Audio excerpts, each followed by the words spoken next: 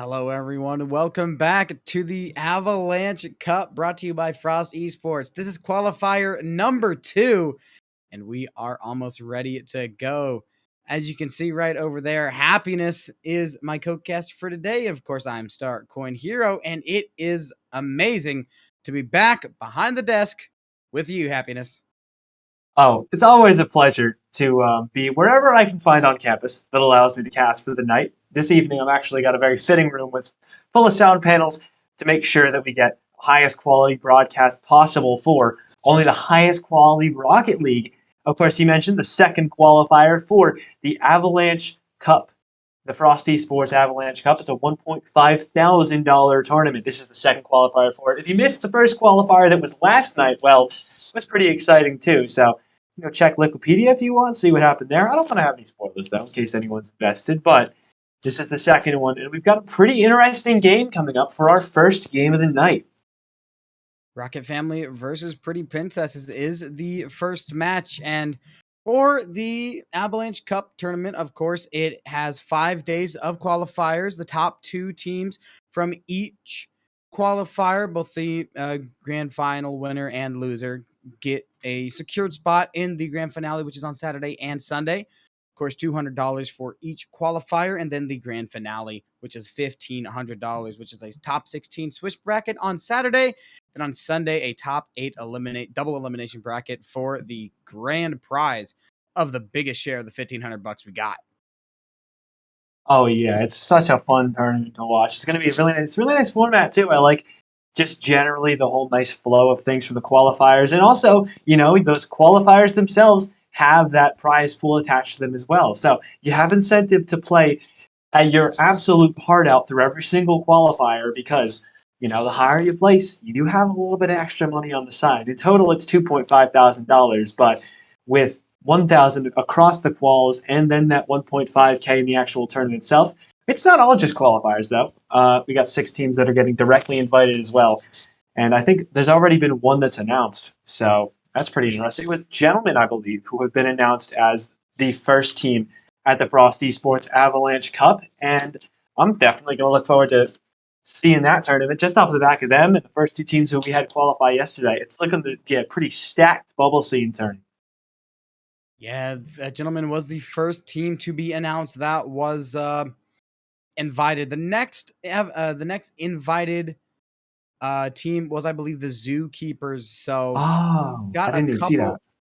Yeah, you got to stay on the Frost Esports Twitter to make sure that you are all caught up because there's a lot of information that you can find there. So definitely make sure to give us a follow at Frost Esports RL on Twitter, same as on Twitch, because you don't want to miss a minute of the action and any little bits of info. Absolutely not. Just as we're not going to miss any of this action, getting into our first game in a series, it's like you mentioned already, Pretty Princesses versus remind me again what the other team was? Rocket Family. Sorry, my mistake. Rocket Family versus Pretty Princesses in this first matchup. And already getting off to a pretty solid start. A lot of possession so far held in the blue half as Drip's going to try and get that to midfield, though shut down by Dippy. So pretty good solid start defensively and offensively both sides. He's looking to try to take the pressure off of his team, but that's not going anywhere. Daru keeps this ball on the blue half. Bramble wins that 50 and forces Reese to go up for it. Awkward touch. Tavs might have a shot. Dribs too quick on that, realizing where that ball's going to go. 1 minute in. We've seen a little bit of offense from both of these teams, but so far the defense of Rocket Family has been holding up really strong, so that might just be a part of this team to watch. Because so far, this defense is looking real nice. Already 3 saves. But their offense has not been performing to what I would like it. 0 shots so far. And you're going to have to start taking shots eventually, as there's another one put on target from Pretty Princesses. But the defense holds up yet again. Yeah, not even that their offense hasn't been really doing too much so far. Their offense hasn't really existed. This is one of the first times they've even really held the ball in the orange half for an extended period of time, and they didn't even get a shot on goal out of it. Gets taken back the other way, and although it's kept out of their net once more, Rocket Family Well, they're going to need more shots on net and holding. They're going to need to hold that ball in the orange half much more to actually get some scoring opportunities. But Tabs, he's just going to take quality over quantity. Doesn't have many shots on net, but the one that they get is perfectly placed just past Daru, and it goes top right off that own goal. 1-0 lead for Rocket Family.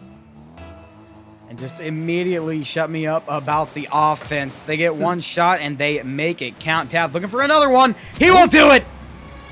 Insanity right here. 2 shots for Tabs, 2 goals off of a kickoff and a self-pass off the corner. 2-0 Rocket Fam. Yeah, it was an awkward situation for Daru. Tried to go for the challenge, then realized that, wait, hold on, I don't have this challenge. Tabs has me beat every day of the week. So then tried to turn back around, but it was too late. Just had to watch as the ball was sent just over his car into the net. And now it's a 2-0 lead.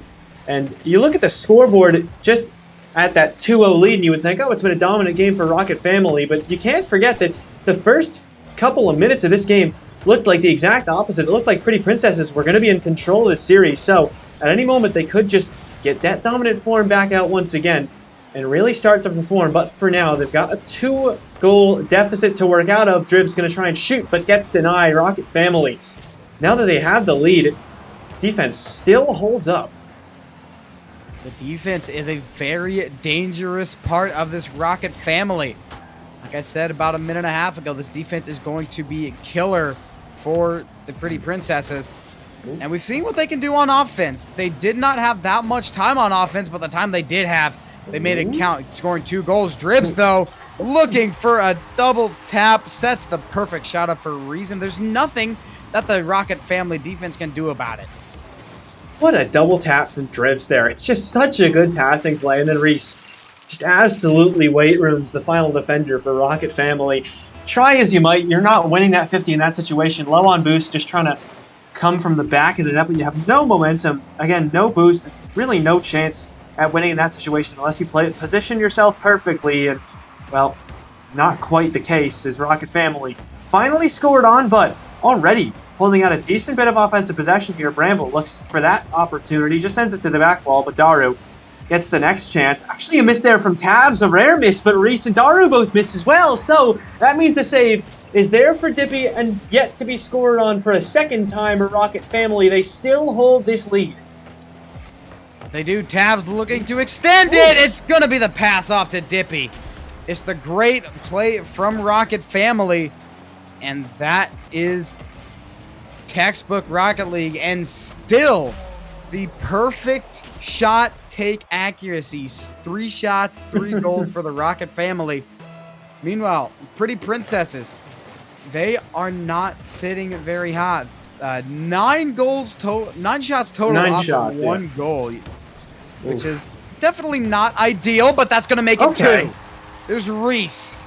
2 goals off of 4 shots, 50% goal percentage for him, and I believe a 20% total shot accuracy percentage for the entirety of the team, if my math is correct, which I know it is. Oh, yeah. You know it is. You just have to make it seem like it's not so you can, seem like, you don't have that confidence in yourself. But no, it's 100% on point. 20% across the board for Pretty Princesses. And like you mentioned before, still yet to miss a shot are the Rocket Fam, but it's not necessarily a perfect situation for them because you've seen a lot of these situations where one team is just going to get worn out over the course of a series by just playing way too much defense. And we've got that. We could have that kind of a situation here. We're at least seeing it over the course of this individual game. Oh, that would have been a crazy passing play from Daru to Dribs, but it is shut down as that was nearly enough to just completely blow everyone away. But in the end, it means Pretty Princess is back on defense. Bramble going to try and tap that one middle. Reese shuts it down, but Daru relied upon to get a clear. Can, in fact, get it, but Tabs has possession now. Can't do much with it, although 20 seconds left in Rocket Family. Just need to keep it out. They do. 1 goal advantage is still in their favor, and that'll be the first shot that goes unscored for Rocket Family. Pretty Princesses trying to reset and center it back towards the blue net. Doing anything to take this game. The save by Tabs will most likely end the game. All he's got to do is spike it down, and he will do it. Rocket Family take game 1 in a nail-biter. And this time, quality does take down quantity, but is it going to stay like that for the rest of the series, Happy? Yeah, that's the main question that we have in situations like these. I know I mentioned it just before where it was, you know, over the course of a series, a team who isn't getting as many shots on, but is putting a little more behind the shots they have, can consistently be worn down by the amount of defense they have to play. Sometimes all it takes is making the first mistake in one game, and then you completely lose it. I see it all the time. A team like Rocket Family playing the way they are playing right now relies upon not making that mistake. Because if anybody makes one mechanical input in the wrong situation, they get scored on that one time, and you never know what could happen to team morale after that situation. You might just start to lose that confidence in yourself. And if a team like Rocket Family, at least a team playing the way they played last game, goes down early, it's going to be really hard for them to get back into it because Pretty Princesses don't have to play as aggressively as they did before, and that means that Rocket Family aren't going to be able to get capitalizations when Pretty Princesses overextend or things like that. So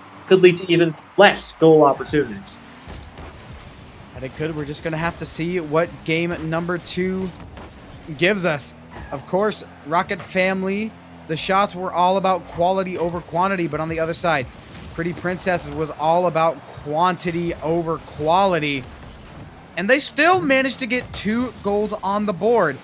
One thing that I think is going to struggle for Rocket Family is how difficult it was for them to get on the attack. Of course, when they did get on the attack and when they were finding the shots, they were going in around 75% of the time. But Pretty Princesses know how to shut down Rocket Family, and they're going to keep doing it, but Rocket Family doesn't know how to shut down Pretty Princesses. So even if Rocket Family has 100% shot accuracy, if they only have 2 shots and Pretty Princesses has 3 goals off of 18 shots, Pretty Princesses is going to win.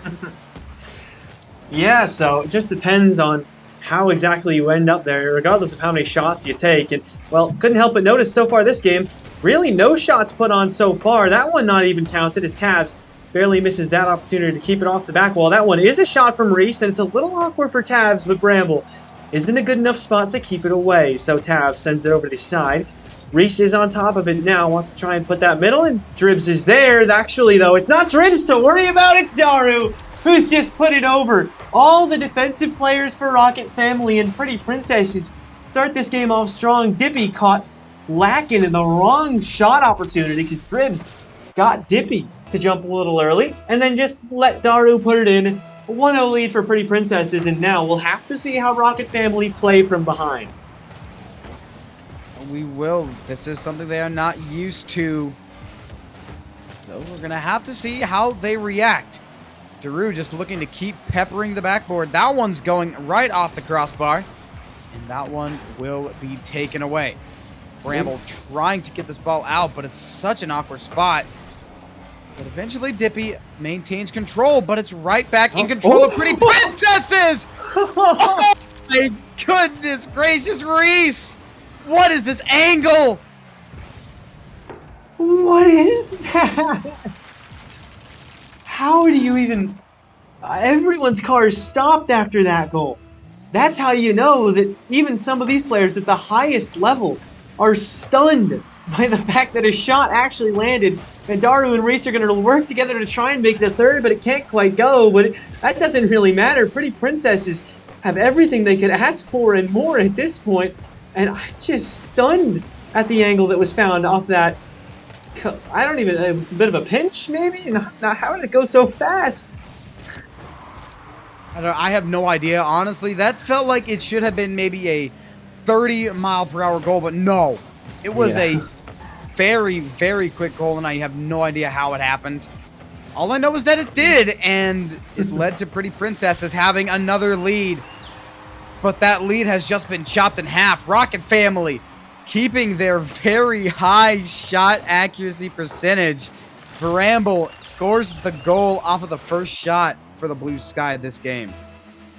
Yeah, and you love to see quality over quantity because it makes you know that team is making sure they have strong defense and also making sure they aren't just sending the ball at the net whenever they can, but rather trying to actually focus on giving their teammates really good opportunities. But when you only have one shot, or I guess an even better statement is that when you have your first shot more than halfway through the game, at this point, it feels like it's a little too late for Rocket Family to really be getting that first shot. I guess it's never too late to really win out a game until you literally cannot physically score enough. And there's still definitely plenty of time for Rocket Family, but more so just speaking from the fact of Pretty Princesses are a very strong team, that much we know, and you really can't afford to be getting that few shots. As good as the shots may be when you get them, Pretty Princesses are good enough to keep some of them out. Absolutely. We are almost 4 minutes in, and Rocket Family has been held to one shot. I don't care if they have a 80% goal percentage or 100% goal percentage. If you're having your first shot 3 minutes into the game, something's wrong and you gotta change it up. Because if you don't, Pretty Princesses are just going to continue to do stuff like this to you. Reese peppering the backboard still, just banging everything they can off that backboard, trying to cause as much pressure for the Rocket Fam as they can. Daru now coming up. That's another one. The setup from Reese. Puts it a little high, Daru. Dribs with the last touch on it. That ball gets away from him. And Rocket Family looking for something to take this series in two, because they still need one more score. Yeah, they're just about getting it, but they can't quite reach all the way into that orange net, and well, they're going to get punished for it. Daru takes it all the way down to the other end. Great pass off the ceiling shot from Dribs as well. Daru gets it just over Tavs, an unlucky backflip from Dippy. And there it is, that one mistake proves to be crucial for Rocket Family because, you know, you just get scored on the other way off the back of that unfortunate backflip, and now it feels like the game way too far out of reach for Rocket Family, especially when you think about it from the perspective of they only have that one shot through this whole game. They would need to get 2 more shots in the last 10 seconds, and that's not looking likely. As the countdown comes through, Daru trying to put one more in for good measure. Drib's going to leave it high. Reese, what can you do?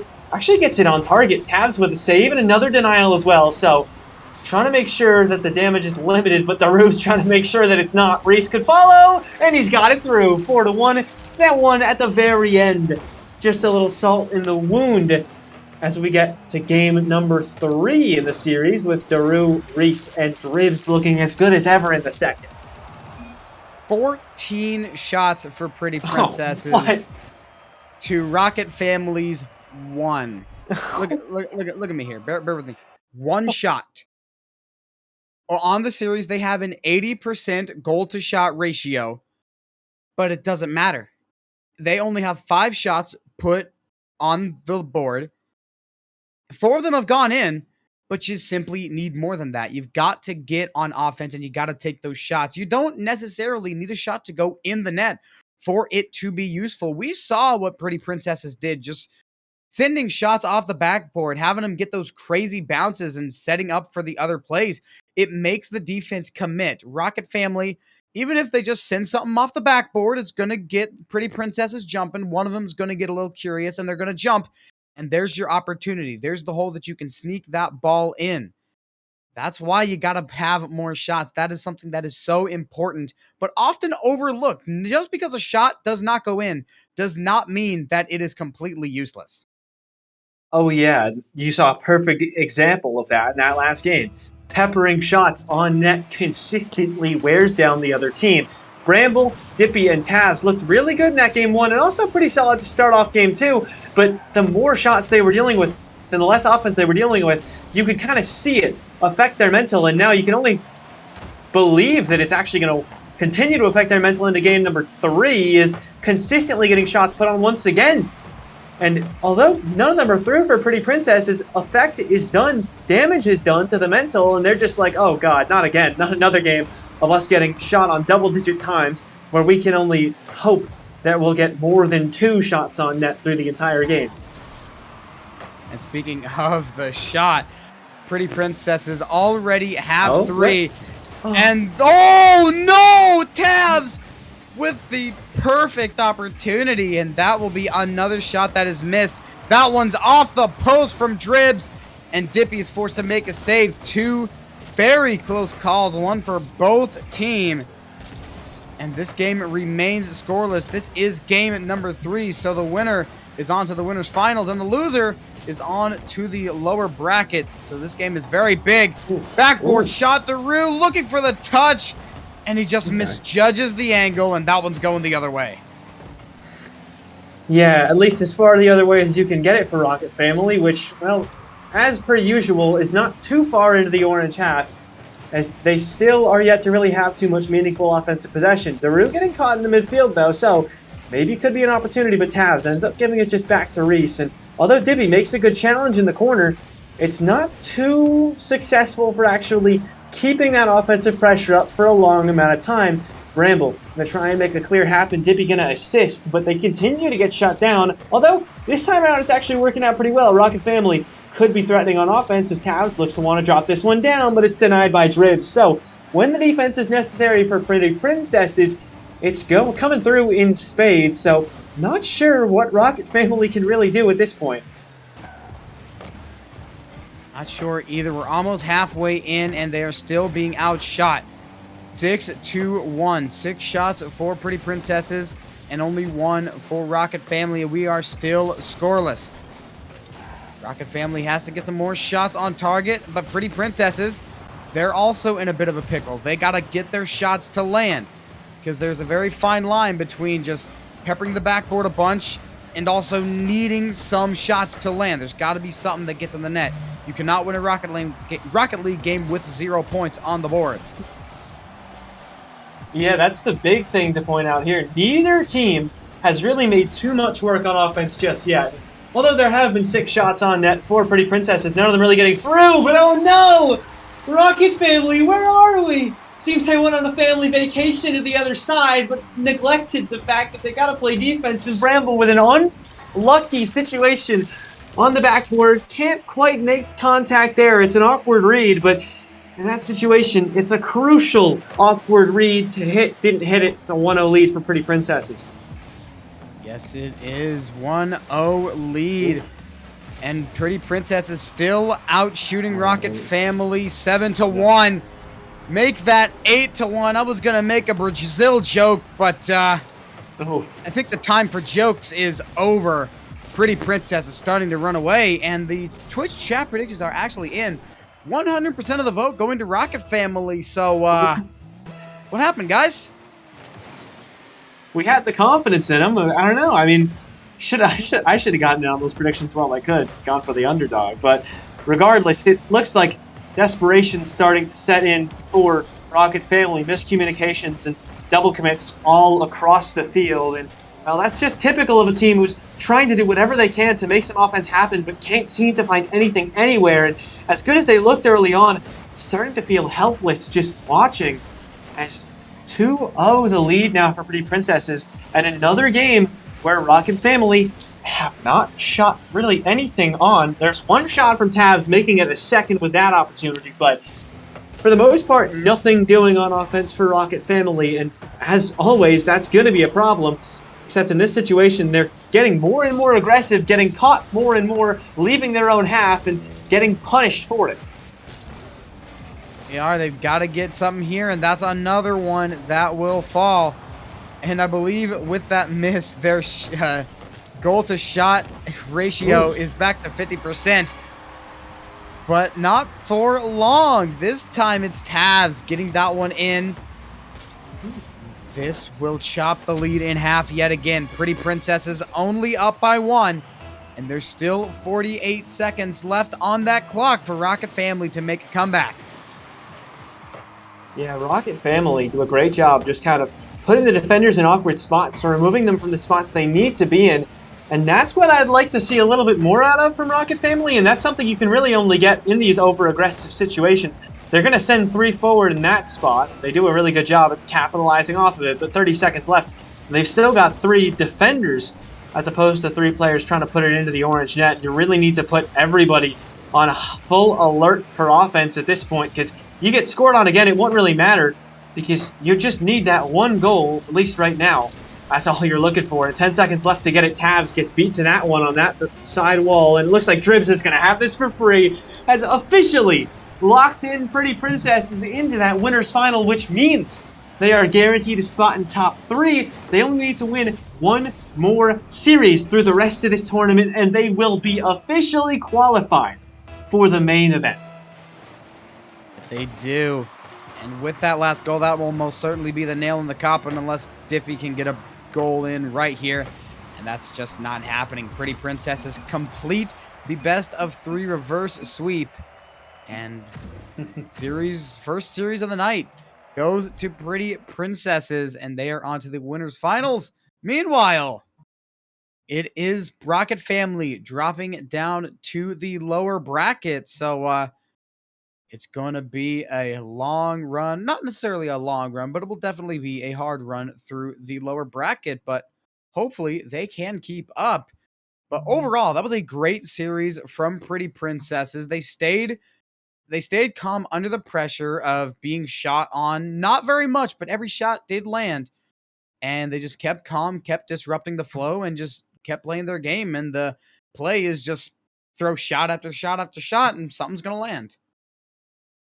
Yeah, it seems to be the main strategy they're employing for the time being. At least in that series, they were allowed to have all that space. But it'll be interesting if they play against another team later in the winners' finals that's not going to give them that sort of space, not give them that time. I'd really love to see a matchup with them against the team who plays in the same vein as them. I can only imagine it would be the most high scoring of affairs, as maybe we'll see that in our winners' final later tonight. But as for that winners' final, that's coming up later. For right now, we're going to be throwing it to a quick little break to prepare you for our next series coming up, but it'll only be a little while, so stick around for that next matchup.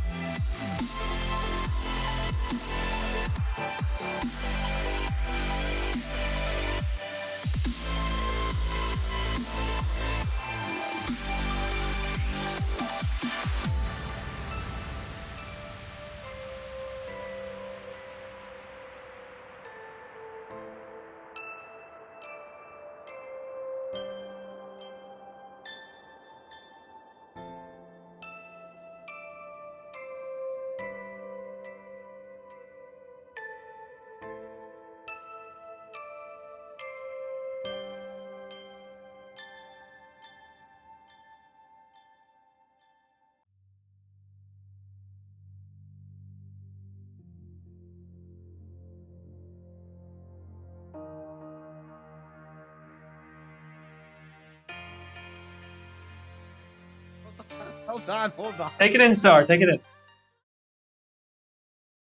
Hi. Welcome back, Hi, everybody. welcome My back. name is Happiness. With me is Starcoin. We're here to do a broadcast of Rocket League. We were put back Yeah, into this really suddenly because our next two teams are so ready to go that it's insane. Sitting on the edge of their seat, just like, why is the production taking so long? So we'll take you right in. There's no need for pre-match rambling between Star and I. We're just going to get right into this match. It's the team that you saw so successfully win that last series, Pretty Princesses, up against Dawn, featuring Shadow, Demonifying, and Corrosive. So this is without a doubt going to be just as exciting a series as we just saw, as already both teams getting some offense going, and Shadow wastes no time, putting aside the whole defense. And Pretty Princesses already know they've got a completely different beast to deal with in this series. great play from the Dawn guys. The pass from Demonifying, the shot from Shadow, it's your typical bread and butter shot. And it doesn't get better than that. Dawn with a 1-goal advantage early. And here's something interesting that's going on. Dawn undefeated in this tournament so far. They've 2-0 Texas State Esports, Team Silence Big Step Bros, and then Aethernum GLG. And now they are on to Pretty Princesses here in the winners finals. But there's a little bit of a difference. We got a best of 5 here. And oh no! Pretty Princesses, the third man was nowhere.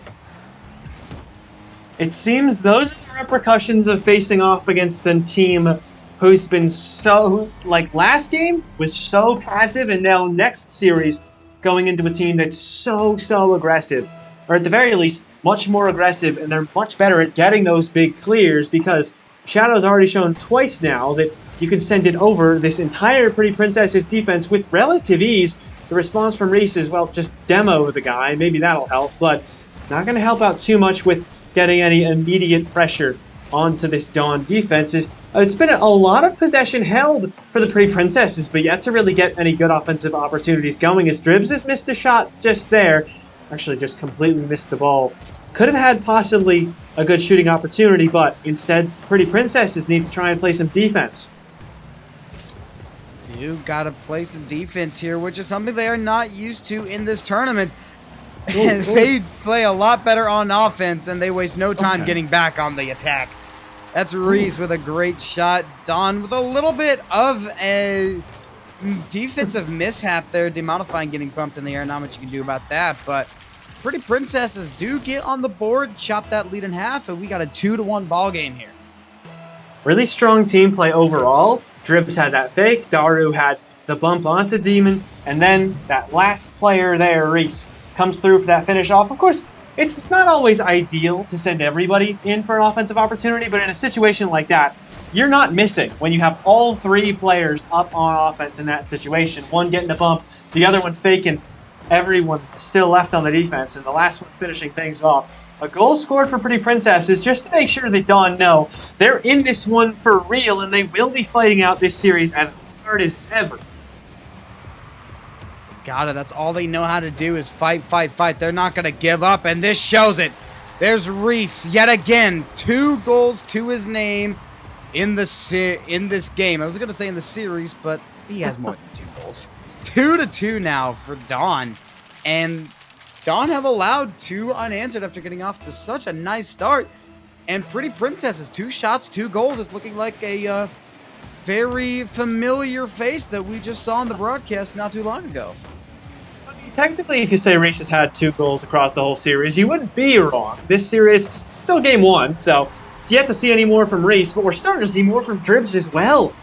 Why not just make it 3 for 3 across the whole series? Actually, Reese does have a miss on a shot there, so it seems that they're not quite perfect, but you don't necessarily need perfection. You've got just about as close as you can get. Last 3 goals, all going to Pretty Princesses. They're 3 for 4 on shooting so far today as well. So only 2 for 3, though, are Dawn as well. So both teams playing very efficiently on offense, and not even halfway through. Already 5 goals across the scoreboard on both sides. This is quite the offensive battle.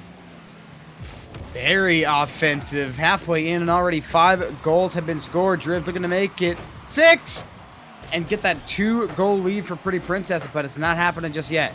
Daru taking it up. Dribs going to have to get that second touch, but it's not there. The ball is going back the other way. Corrosive looking for another touch. Demonifying 50 in midair, but he loses it. That's going to force the third man to come up. That ball gets away, trying to air dribble. But Corrosive's there at midfield.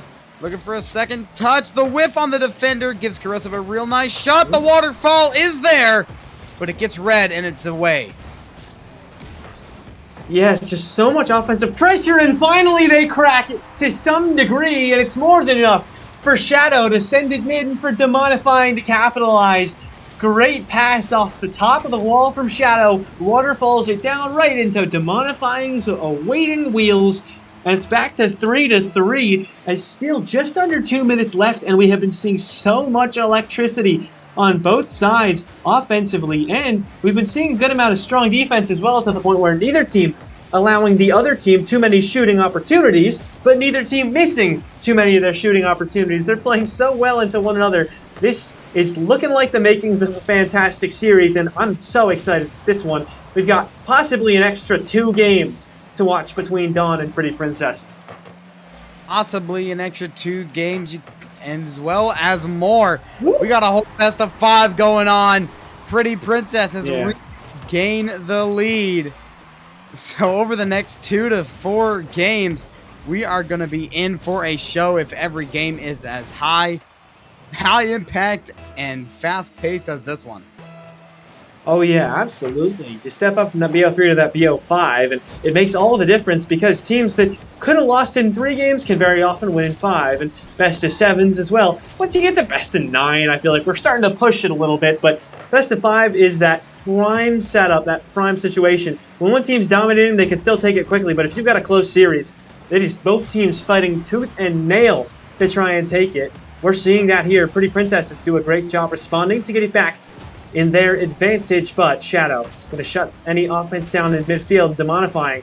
Feels like we've constantly been saying those two and their names in tandem, doing a great job offensively. Corrosive also stepping in. It's a solid piece as well. Does get beat there by Daru, though, so it's down to Shadow on defense, but he'll send it far. Could be redirected by Corrosive! Puts it all the way through, and with 31 seconds left, we're tied again! Yeah, that goal could not have came at a more perfect time. Corrosive off the redirect sneaks that one in to the goal. All tied up, 31 seconds to go. And this is where it gets good. 30 seconds remaining. Next goal will most likely win game number 1. But which team will capitalize first? That's the question we all have to ask ourselves. 15 seconds left until the end of regulation. Still enough time, Dima said teams to think. Still enough time for him to do something, but it's denied by Daru. Drib's going to try and take it forward. Corrosive shuts it down, but that's shut down by Daru, so Dribs is going to send it far. Daru at a boost, and that's not going to be good enough to get it past Demonifying. Sends it into the ground, and it's overtime between Dawn and Pretty Princesses, and we seem to be just at the dawn of a fantastic series. We are first overtime of the tournament, or of the stream at least. And I don't think it could have came between 2 better teams. Dawn and Pretty Princesses. Amazing teams. 4-4 is the score. We are in golden goal territory. Dribs looking to get that one into the net, but that one's not going to go. Ball stuck in that far right corner. And it will eventually get out of it. Daru, ceiling shot, double tap is on. Ooh. Shadow shuts it down, but it can't stay out for long. But the bar does not give Pretty Princesses any help whatsoever.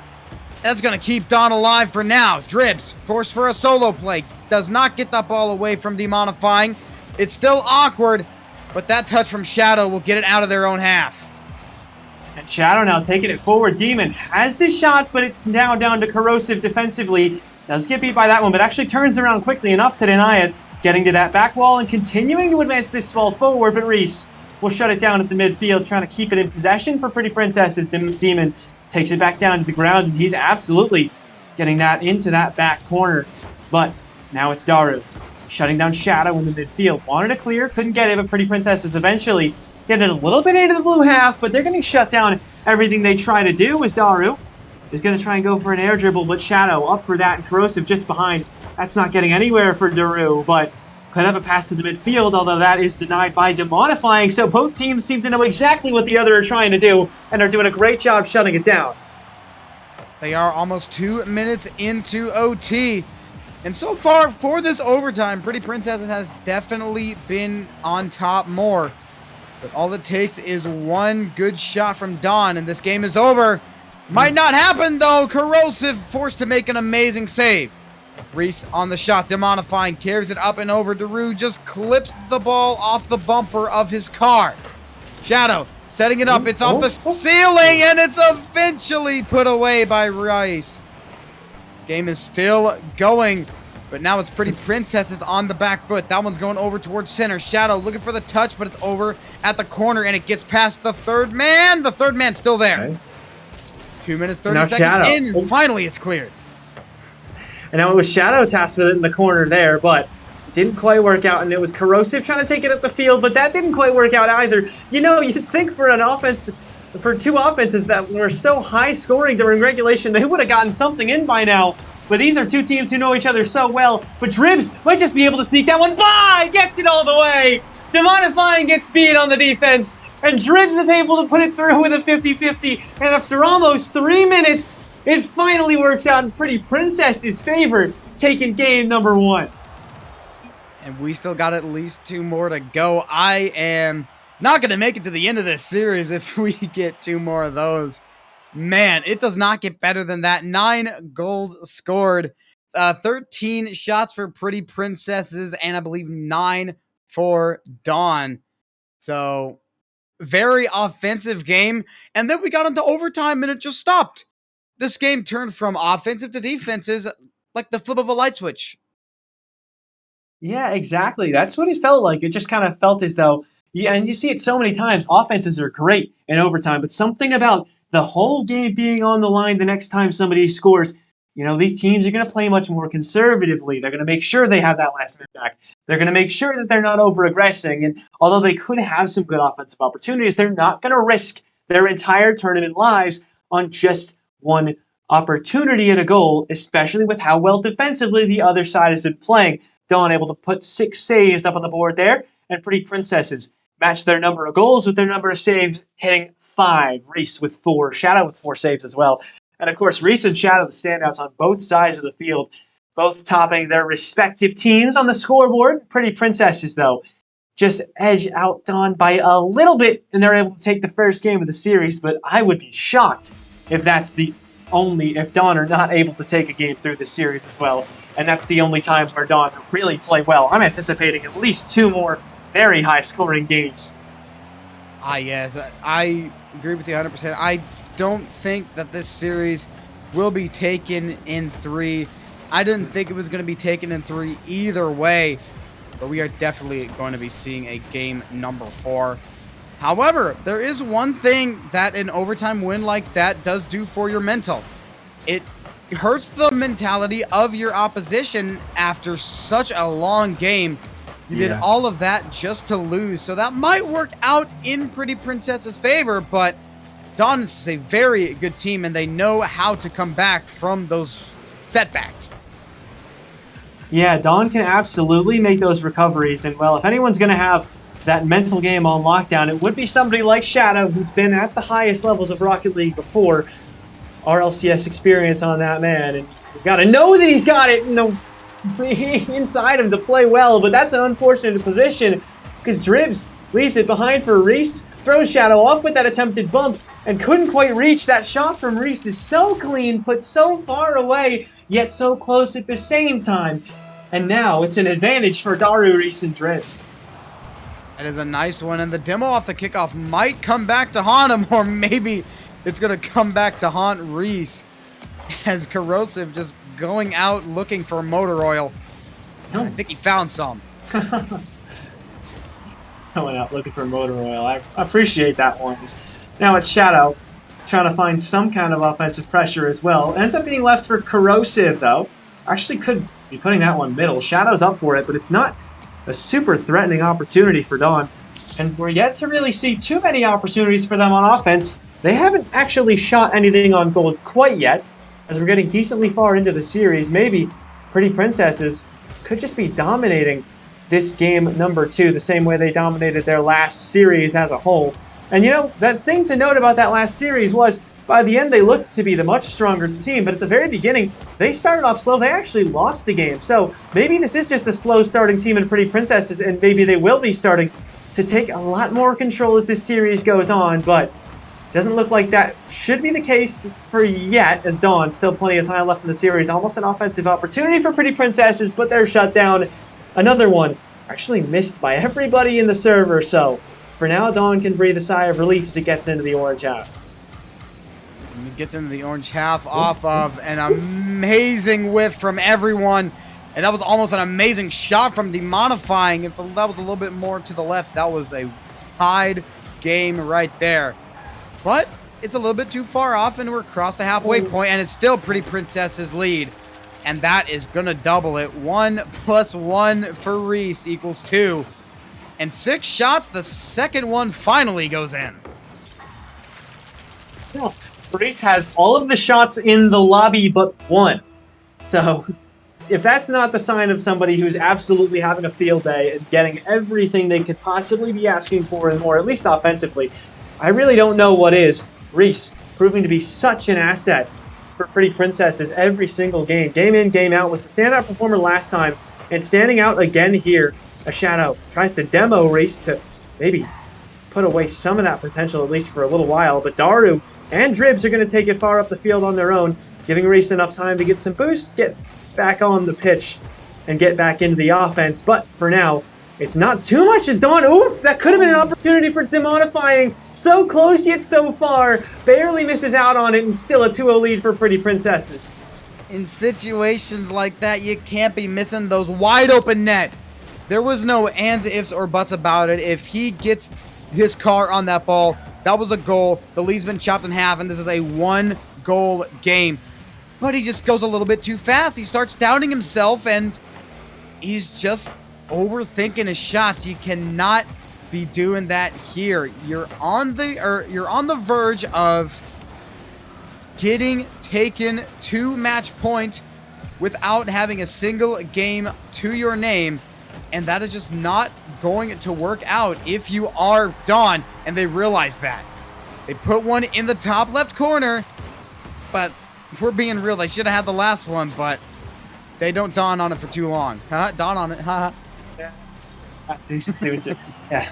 Anyway, so that's the reassuring goal that Shadow, Corrosive, and Demonifying really needed. Would have been extra good if Demonifying was able to get it. Just again, that reassurance that you have what it takes to compete. And of course, Demonifying knows this. But after missing an opportunity like you were putting home so well, Star, that in that situation it really starts to hurt when you miss a shot that you just overthought, because that only means you're going to overthink the rest even more. But Demonifying's almost able to put through one heck of a redirect, but it's not quite meant to be. As Shadow tries to go for another shot, but it's Dribs shutting that down, taking it back into some offensive possession for Pretty Princesses. Reese goes up, but Shadow gets it even higher, going up just over, and almost a shot there for Shadow, but that's denied by Dribs as well. The defense is so strong for Pretty Princesses as we reach the last 20 seconds.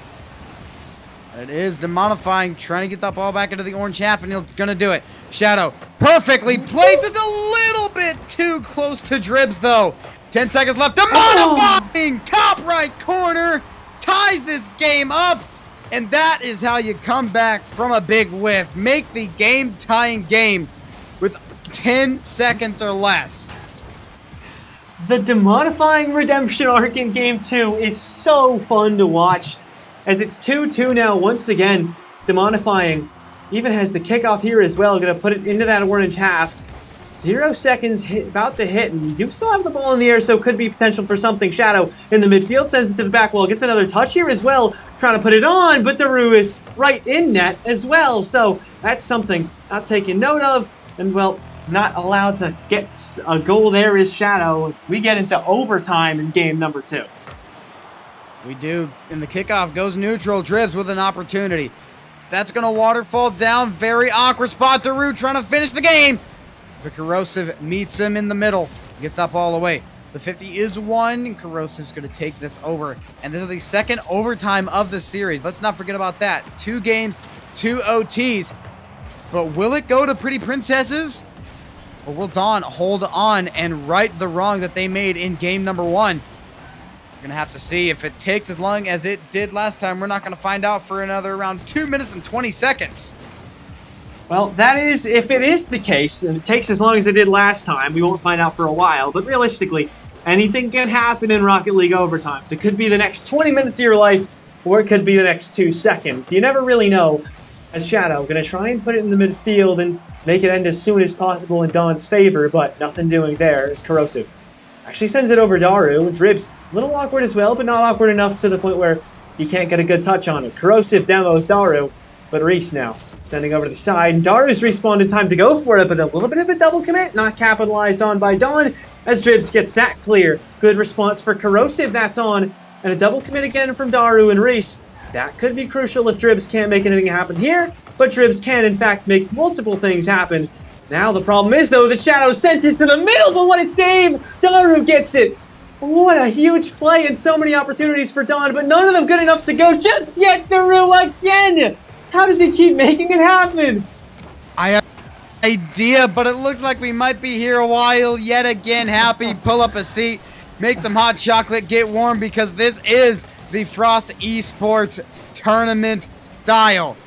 It does not get better than this. 2 minutes in almost, and we are still in overtime. Both of these teams are still firing on all cylinders. There's another shot from Dawn is put on target, but it's still hit away yet again. The waterfall down, Dribs with an opportunity. It's a little slow, and Demonifying gets enough of his car on that ball to make the save. This ball's going back to the midfield. Through letting his enemy make a play, but Shadow going to lead the charge. Dribs forced to get behind it, try to make that save. A lot of boost for him. Going up, gets his wheel on the car. Not the best touch he needs, but he gets the bump coming down. Reese trying for the redirect, but he just hits it a little bit too strong. And once again, 2 minutes and 30 seconds in. We have already played a game and a half. We're in game 2, and the series total time has gone for over 3 games. And it's the bank shot off the wall that ends OT number 2. Oh, that's a head and hands moment, especially since it was scored on Dawn. They had that same kind of unlucky stuff happen in the first OT, but that's just something else entirely. Pretty Princesses get another one to go off the back of 6 saves from Daru, and Dribs getting 5 as well. So it was more of a defensive stand this time for Pretty Princesses, but whether they're getting more shots, more saves, or whatever's in between, they seem to be firing on all cylinders here tonight, just barely edging out Dawn, but doing so enough to the point where they get a 2-0 lead. And you hate to see that for Dawn. After 2 close OTs in a row, it might just be an unlucky situation. We're just going to have to find out. Pretty Princesses have taken 2 OTs in a row, and the mental for Dawn is probably pretty strained. They have a long series ahead of them if they want a chance at the reverse sweep. If you did tune in last night, it was the night of the reverse sweeps, and all I'm going to say, we had a reverse sweep just a little bit ago, the best of 3 reverse sweeps. Some people say it doesn't count, but I don't care what you say. I'm counting it. But here we go. The reverse sweep has to start right now. And will we see another OT? Or will we see this taken in regulation? Dawn looking for the early goal to get this comeback started off right. Or this possible comeback started off right, I should say. Yeah, it just feels like they're getting shut down at every opportunity they have to possibly regain the mental. Yet they're still remaining close enough to the point where they know they've got a shot at it as well. You can't help but think Pretty Princesses are in the driver's seat, though they're not convincingly so in said driver's seat, as Dribs, Reese, and Daru are hanging on to this 2-0 series lead, but at any moment this could be Demonifying, Shadow, and Corrosive taking over the series as a whole, as Daru looking for a reset. Not going to get enough under that one. Drib's going to try and go for some offense as well. Daru with a demo onto Shadow. Reese leaves it middle. Daru denied, though, by Demonifying, so it seems Pretty Princesses are in control of this game number 3, just as they are in control of games number 1 and 2. Game numbers 1 and 2. Sorry, the English is getting rough, but still, plenty of time for both teams to get their first goal because we've had no shortage of offense so far tonight. Not likely to change in this game. Oh, definitely not. I'm surprised there has not been a goal scored just yet, but I think it's going to change within the next 30 seconds to a minute. But hey, who knows? Maybe we get the defensive switch up. Maybe we're going to go to a 0-0 overtime. That will be something interesting. As long as it's an overtime. I mean, yeah, I've been enjoying the overtimes, getting in those golden goal situations.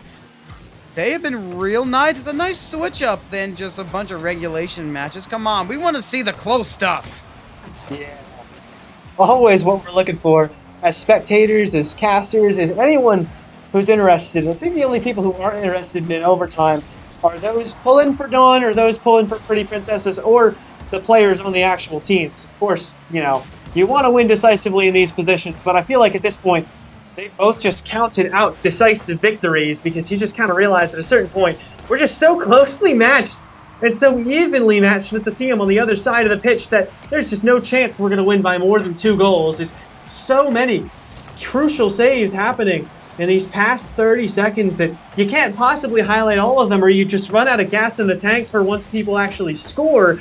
And it seems we are actually seeing that defensive switch up like you mentioned, and a lot more of a defensive game, because I think it was just about a minute ago when you said there would be a goal in the next 30 seconds to a minute, and it doesn't seem that's come to be.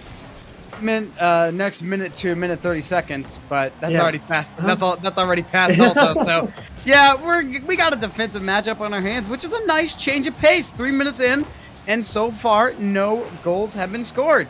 This is a dangerous spot for Pretty Princesses, but they do manage to get that one away. The pass off the modifying just a little bit too far to the right, and that's going to be one that gets away from him. Pretty Princesses with the carry, trying to get it past Corrosive, but it's not going to go. Daru is there for the reset. The huge shot. Shadow is forced to make a play. And Demodifying has to take this one to the sidewall. 90 seconds left to play. Reese with a double demo. A huge opportunity here for the Pretty Princesses, but they don't capitalize on it. That might come back to bite them. Yeah, it doesn't seem to be too helpful for them, at least for the time being. Pretty Princesses really, really need that first goal because they've been doing such a good job building advantages early on, but Shadow would much prefer otherwise. 1:07 seconds left in the game, and he's finally put something through. This one sneaks it just by the first defender, and then Dribs didn't stand a chance. It was Daru to get you the first time around, and Reese didn't even have an opportunity to keep that one out. Shadow's just so dynamic, and it's Dawn who take the first goal in this one. They do. Daru looking to switch it up, and Reese with the banger of a shot, but it's off the carve Corrosive, and that will be a save. Dribs trying to reset. 1 minute is left on the clock, and Pretty Princesses need to score another goal if they want to take this series in 3, but they're going to have to go through overtime first. That ball's going over. That will most likely be the solidifying game, the nail in the coffin, if you will, for game number 3, as Pretty Princess is just up a little bit too far. Yeah, and that's what happens when you get those disadvantages, and especially at this point, Pretty Princess is not used to being shut out for so long, starting to really be dire straits for them at a certain point as they get over-aggressive, try and go for plays that are a little too out there and a little too crazy because they're just getting shut down at every turn by the Dawn defense. And in this case, defense wins championships. Well, it hasn't quite won you the championship just yet, but it's definitely won Dawn game number 3 as time is ticking off off the timer, and not much happening here at all for Pretty Princesses. Might even be a shutout. Could be one for the road, but it doesn't look like that'll be the case as Shadows just gotten the goal credit off that own goal. And it's 3 goals at the very end for Dawn, technically meaning they've outscored Pretty Princesses across this whole series so far, and that's easily the most dominant game we've seen through these first 3. I mean, I don't think there is any doubt about that. 3-0 versus 2 overtimes in a row. A Yeah. very decisive win, but let's not forget this game was close for over half of Oh, it. absolutely. It was 0-0 until like 90 seconds left, and then it was just boom, boom, boom. Dawn with 3 goals in a row. Shadow getting the credit for 2 of them. That is how quickly the mood can change for a game of Rocket League. It can go from 0-0 when there's 1:30 on the clock, and then 2-0 when there's 1 minute left. Yeah, I like you specifically mentioning getting the credit as opposed to getting 2 goals because he did not score that second goal. That was an own goal. That was just desperate. I'm just going to hit it as hard as I can and hope something works out. But it went into your own net. So, Pretty Princesses will have to regain after that one. They weren't outshot in that game. They had 8 shots on. Same for Dawn, but definitely outsaved everybody on Dawn. Able to put 2 saves on the board. It's only Reese, though, able to reach 2 saves. Dribs and Daru only able to muster just 1. And, well, it has looked really good for Pretty Princesses so far this game, but I think that just goes to show if they don't get a good early start, well, if they don't at least get some goals on the board to begin with, that's the first time all night we have seen them go scoreless, and clearly it had an impact on Yes, it is, but hopefully they can move past it and they'll be able to just brush it off. Got to keep that GG go next, we regain mentality that Rocket League players love so much. We're just gonna have to see game number 4, and like we said, we did not see a world where this series went in 3 either way, and it's not happening. Game number 4 is underway. It's still match point for Pretty Princesses, but after that decisive victory from Dawn, they definitely have a little bit of, not necessarily an ego, but they definitely are going to go into this game with a lot of confidence. Oh yeah, they're gonna have that confidence for sure. Yeah, about as much confidence as you can have when you're down 2-1, and that's also a good point to mention. It's not going to be ego because they are still down on the series. They don't think they're the best thing since sliced bread because, well, they're technically not even the best team in this individual series. Well, at least not for now, but that reverse sweep could absolutely prove otherwise if it is going to come to be. But Reese has other plans. A 1-0 lead quickly for Pretty Princesses, and this has been the key for them. Score early and score often. We're already seeing that, at least to some degree, for Pretty Princesses. That is exactly how the Pretty Princesses needed to come back from that 3-0 loss. Getting on the board as soon as they could and just keep the pressure on. Dribs looking to do it again. If that was a little bit closer to the net, that would have been 2-0. But that was not there. Corrosive gets the credit for that save. And the huge pinch. Reese in the right place at the right time. But it's just not a tight enough angle, and it's going to bounce off of the 4th man. Oh, why, goalpost? Why? Sounds like everyone in the Rocket League community can relate to that feeling that Reese has just experienced here. Why, goalpost? Why do we haunt me so? As Reese had that first goal but wasn't able to make it work for the second as well. And another thing to note is that when they've been scoring, Pretty Princesses have been getting a lot of goals out of Reese as well. So the fact that, in particular, it was Reese to score that first one is going to be huge for the Princesses as they look as pretty as ever as we're getting to 2 minutes in to this 4th game of the series. And Daru trying to make it a 2-goal lead, but Demonifying shuts that down, and Corrosive will try to continue to advance it. Dribs makes a play on this side, trying to continue to make some offense work, but it's not quite meant to be in that situation as well. It's Corrosive with a solid clear, and it's Dawn looking for their first goal of the game, but they get shut down as well. So it's just been back and forth, a bit of ping pong going on in the Rocket League server, and well, for the time being, it's favoring Pretty Princesses. It is, but they are also up. If this was an even game, it would be very even. The ping pong play is not going to work. That's why as soon as Dribs gets those backboard passes involved, Pretty Princesses double up on the score. Oh yeah, beautiful pass off that back wall. And Daru is able to make it work as well. You know, I've been highlighting Reese a bit too much this game, so Dribs and Daru work together to make sure everybody knows that, well, it's not a one-man band, not by any sense of the term, as Dribs 50-50s that one down. Corrosive Let's get a really nice shutdown there as well. But Daru missing that follow-up opportunity means that Shadow and Corrosive could have an opportunity of their own, but now it's actually getting turned on their head. But never mind, now it's turned back on the head of Pretty Princesses. The collective heads, I suppose, is Shadow going to make some offense happen? Finally gets it deep enough into the orange half with enough power and enough mistakes on the defensive side so they can finally put one through, and Shadow will always be the one to do it. And there was Reese right in front of the ball, but he needed to be behind it. I think he tried to go for the bump on Shadow, but Shadow was just a little bit too quick on it. And Dawn gets the first goal of their game with a little over 90 seconds to go. They only need one to tie us up. And overtime is a big possibility. Yet again, we saw how quick they got the breakaway goal. They can do it again. They might be able to take this series in regulation as well, but an overtime is not off the table either. Oh, it's never off the table, and especially not when Shadows just put another one through. That's just... Oh, it hurts so much as Daru. Oh. No. Seems to be that believes that he actually made contact with Dribs, giving just about the best advice you could. Well, just hit it next time. As Daru actually getting hit off that kickoff there, but, well, it's not really going to be as easy as just going back in time and fixing that mistake.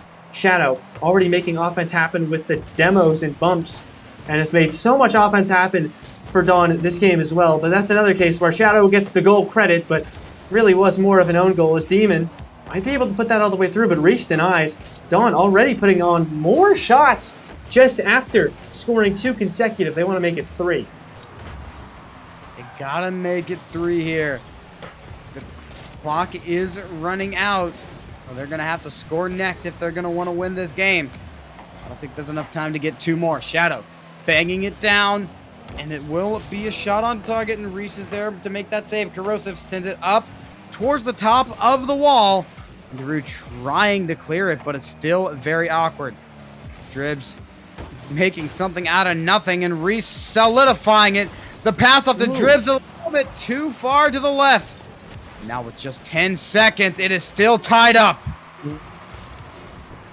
Oh, it's still tied with 10 seconds, but so many opportunities both ways. It's Corrosive trying to get another one for Dawn, but it doesn't quite work out. Now Demon seems to just want to hit it back down to the ground as Corrosive gets the demo onto Daru, the only person who really could have kept it alive.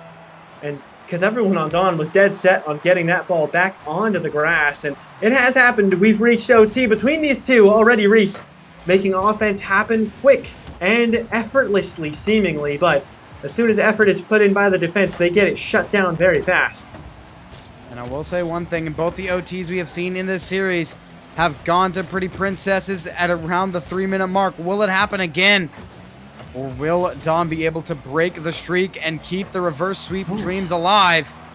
Right now, it's looking like Shadow and company might have a shot at it, as that one is a shot on target, but it does get saved away by the defense of the Pretty Princesses. Daru, gets 50 in midair. That's going to force Dribs to fall back, put the ball in an awkward spot. Shadow takes it off the backboard, but no one was there for the capitalize. Daru popping it up, back down to Dribs. Reese on the 3rd shot is not quite there. A minute in, and we are still all tied in OT. Well, seems to be we're in for another doozy of an overtime as Reese put under serious pressure there, but stands up against that Dawn offense, that so oppressive Dawn attack that can be so strong at times and has continued to be so strong this game. But it's Corrosive now relied upon for the offense, but Daru on the back wall is able to make something happen, but Demodifying could have a good pass there. Nobody was really at home at the time for Pretty Princesses, but they get back with plenty of time to spare as Dribs now going to take it up the field. First offensive opportunities we've seen from the Pretty Princesses in some time, but they're not going to give it up any time soon as Daru tries to go. Can't make it work. Dribs 50s, dead even with Corrosive, but Demodifying is getting offense again for Dawn. It looks like they've been holding out so much possession. You can only imagine that they'd be the favorites at the moment. At least that is until Daru gets that opportunity, but Demodifying saves it again, and Dawn still alive, but not necessarily in the driver's seat at all. Daribs, oh, that ball doesn't touch, and now Daru is forced to make something out of nothing. Ooh. A double tap is almost there, but it falls through. Demodifying with a booming clear sends it back towards the orange hat, but it doesn't stay there for long. But it gets right back in there from Shadow. 2 minutes, 30 seconds, and yet again we are nearing that 3-minute mark, and it almost goes in. It was almost poetic justice yet again, but this time it stays out. Dawn trying to keep themselves alive. They want the reverse sweep to happen. They want to get into the grand finals with that 1-game advantage and have the secured the guaranteed qualification for the grand finals of the Avalanche Cup, as well as a part of the prize pool. Yeah, and well, it's reaching just about that time, but this time around, it's not Pretty Princesses who score in the OT, it's Corrosive getting it through, and Dawn make sure that no OT goes further than just over 3 minutes, but this time they make sure it goes in their favor. The defense caught at a bad time, and Dawn do a great job collectively capitalizing, and unlucky there, especially you look back at that shot and can't help but notice that Daru had that such a close opportunity at that one save, barely missed out on it, and that own goal, or I guess not even an own goal, just a bit of a defensive misplay. Well, at least for now, it seems to be crucial because they've just lost that game that they could have won in regulation. And now it's game number 5 off the back of 2 straight Dawn wins. You might be the victims of a reverse sweep, and that's not where you want to be if you're Pretty Princesses. It would not surprise me one bit with what we saw the last series, what we saw last night with a reverse sweep after reverse sweep. Nothing surprises me anymore. This is the Avalanche Cup. This is the best Rocket League that you are going to get on the internet. Welcome to Frost Esports if you are new here. Does not get better than this, and we still have a grand finals to go. We still have a lower bracket finals as well, so we still have 2 series for you after this one. Yeah, and I hope you have some snacks, some refreshments, anything like that, because I am not in my home and I do not have any of those things, and I am starting to regret not thinking of bringing something because it's starting to get real tough out here. But it's actually starting to get real tough inside the server as well, so maybe just trying to method act in some sort of way to understand exactly what the players are going through. This oh so difficult battle back and forth as Reese, now trying to make some offense, gets the clear but can't really turn it into any actual productive possession. It just gets taken back the other way by Shadow, who's just been so good, and Demodifying's been great as well, but the defense again steps up for Pretty Princesses, and yet again will go a minute without a goal off this start, but Pretty Princesses, most of their games they've played so far tonight have been able to score pretty early, at least in those first 2 minutes, aside from that one they lost pretty handedly, so that's going to be the key for them right now. Get something on the board early, and then make sure that you're able to replicate that going forward, because when they haven't been able to do it quickly, they haven't really been able to do it at all. Yeah, that has been the case of the game. All of the games which Pretty Princesses scored in, they had their first goal within the first probably 2 to 2.5 minutes in. So, Pretty Princesses don't get on the board soon, then I'm not feeling too confident about the second half of this game, as we're almost nearing, or we are nearing the 2-minute mark. And that is not ideal if you are Pretty Princesses. You got to get something on the board within the next 30 seconds. And also, another thing that should be noted is that when they have scored early on, they've always managed to score multiple goals. But like you mentioned, they didn't score at all in the game where they didn't score in those first 2.5 minutes. And we're getting pretty decently far into the game, yet to see either team score. It's giving shades of game number 3 as Corrosive almost gets beat there. Demodifying, though, able to make a good save, and Shadow is now back to keep out any shots from Pretty Princesses. Maybe Dawn have actually taken note of the fact that Pretty Princesses are very reliant on early goals, and they're just playing a bit more of a defensive play style to give themselves the advantage in that last minute, because we're halfway through and neither side has scored.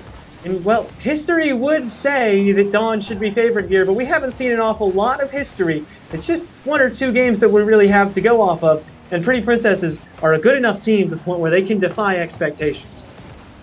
They absolutely can, and right here is what they need to do. They need to keep those backboard shots coming and keep the pressure on Dawn.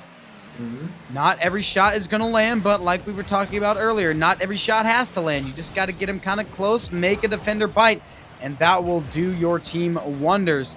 And that's exactly what they're trying to do. But the boost situation for Pretty Princessa is not looking too good. They've been starved for boost the entire game. And Dawn, however, they're looking pretty good on the boost. If they can keep Pretty Princess's boost starved and they can keep the boost off for themselves and just keep on feasting on it, then eventually Pretty Princess is going to get worn down and eventually a goal will be forfeited. Yeah, eventually something has to happen because you can't win with 0 goals, and so long as 0 remains on the score for both sides, we will keep going. It feels like we're watching an overtime between these two, the way they've taken so long to score, but even the overtimes we've seen haven't gone this long without a goal. We're already 4 minutes into this game. We've just hit the last minute, and neither team has managed to put anything in. As for shooting, the Dawn side have 5 shots on, and it's only 3 on net for Pretty Princesses. So that's just about an average of 2 shots per minute across the game, across the whole lobby. And it's not much has been changing. Reese almost able to get one through, but that's denied. Corrosive able to pinch it away. Daru back on defense, able to get it back to the other side. Reese looking for an offensive redirect. That's decently successful. Could be an opportunity for Dribs. That's a shot, but that's also a save for Demonifying as 30 seconds remain in this game number 5, and it looks to be an overtime unless somebody will step in and change things. It might just be Corrosive waiting for that boost to come in, and now he's got a play in mind, but Dribs will take this to the wall. Demonifying, trying to pop it up. The demo comes in from Corrosive, but that might not be enough. Corrosive, quite a bit of boost in the tank, but that ball is going to go the other way. Reese with a banger of a shot, puts it on target, but Demonifying's there for the save, and we're just waiting for this ball to drop, and it will. Game 5 overtime, 0-0 is the score, and happy this series has had everything. It's had OTs, a reverse sweep, 0-0 OT in Game 5. It doesn't get better than this. Oh, well, it doesn't get a better series than this. What more could you ask for? You could have asked for a Game 3 in overtime, but you would have been asking for far too much at that point. Incredibly grateful for this fantastic series between these two, and fully anticipating another showdown between these two in the grand final. At least that's where I'm at mentally right now, but got to get back into this game number 5 as Shadow pressed defensively, almost makes it 250s in a row, but Corrosive steps in to help out as Demonifying. Trying to get that clear, but trips it to the back wall. Daru could have a back on the back wall, and Corrosive is able to make a good corralling touch and send it far, send it even further with the pinch. Here comes Shadow, back wall, Reed, possibly in, but Daru with such a good save, and now Demonifying is just trying to keep it in the orange half. Does a decent job at that, but it's into the corner, so probably not too much offense for the time being. Big demo from Shadow, though. Is that going to roll in? No, it won't! Big defense again for Pretty Princesses, and they remain alive. We have seen what the OTs have brought for us for a while, but the change-up is upon us.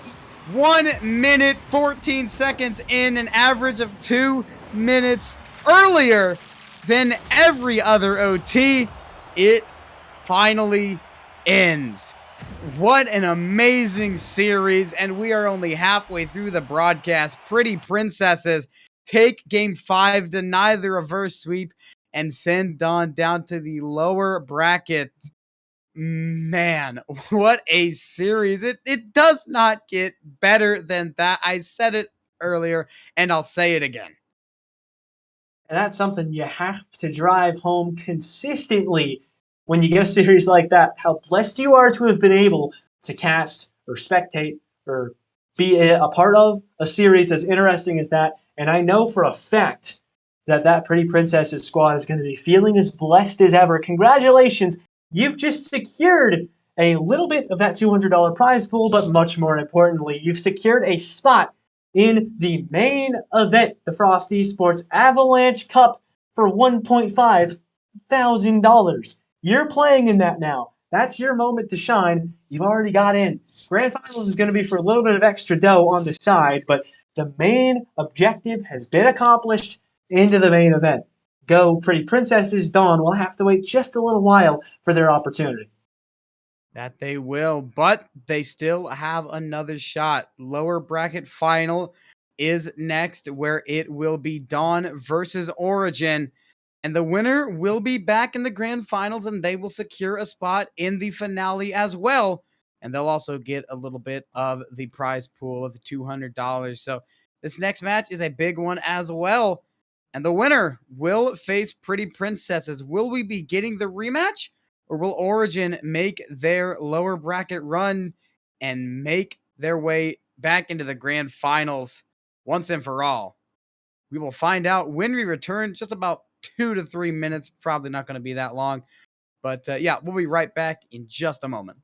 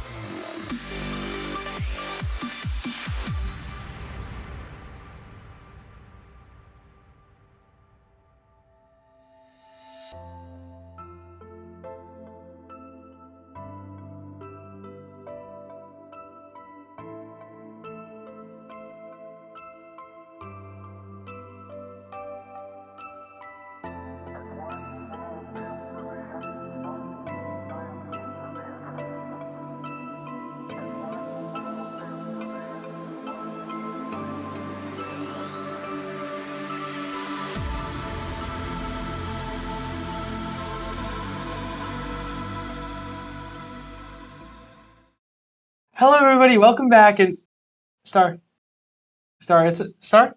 You all right, bud? It's okay. Yeah, you can come out, Star. It's okay. You can come out. They're nice viewers. They're nice. Okay. They're nice, bud. You can come on out, bud. Come on, Star. Don't be like this. Come on.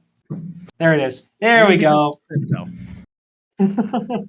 We're back, everybody. Thank you so much for coming back to the stream. We've got the lower bracket final en route, and we're actually getting started with it pretty quickly. Again, not going to waste any time at all. It's Dawn, who you just saw in that last series, going up against Origin, a very talented squad in their own right, on a little bit of a lower bracket run, looking to make it to that grand final. And well, it's going to have to be a pretty good showing out of Origin if they want to compete with Dawn, considering we know what Dawn can do, and they're pretty good.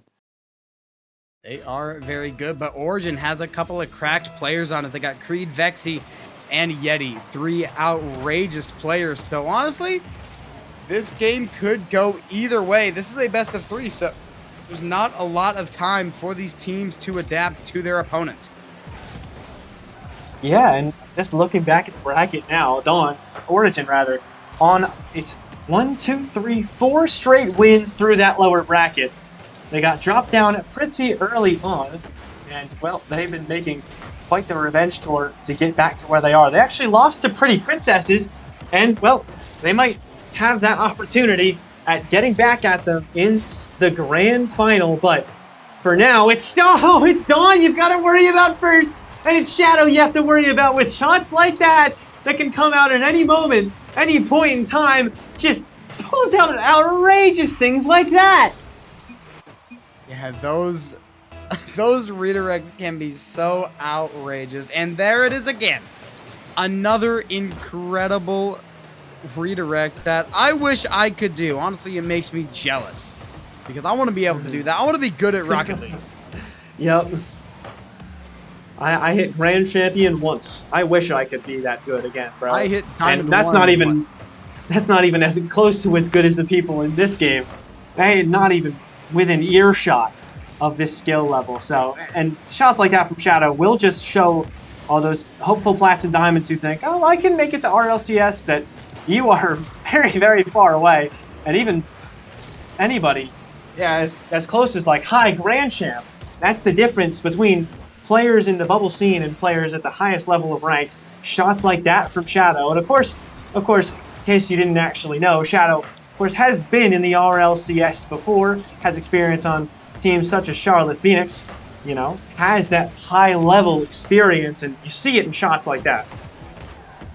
Really do. You can tell that he has been playing with that controller, playing card soccer for quite a while. You cannot just pick up a controller and learn to do that in like a week or so. Yeah. That is months or years behind a controller. Yeah, it's really just the difference maker here. Sometimes having that extra experience goes a long way, and although it wasn't good enough to get them in the grand final through the winner's bracket, they still got the opportunity in the lower bracket here. Corrosive looking for an opportunity to score, but Yeti does a great job shutting that one down. Is Creed going to go far? Shadow, really nice touch on that back wall, but it's still there for Vexy. Drops it down and able to get it all the way through. The defense there, but not there enough, or not there in the right spots. No matter how he'll look at it, the only way you can really look at it from the perspective of Dawn is we just got scored on, and it's back to 1-1. All tied up with over half the game to go. 10 seconds over the halfway point, to be exact. And Vexy looking to do it again. Takes it over to the corner. It's going to be Creed to get that second shot, but it's just not going to go.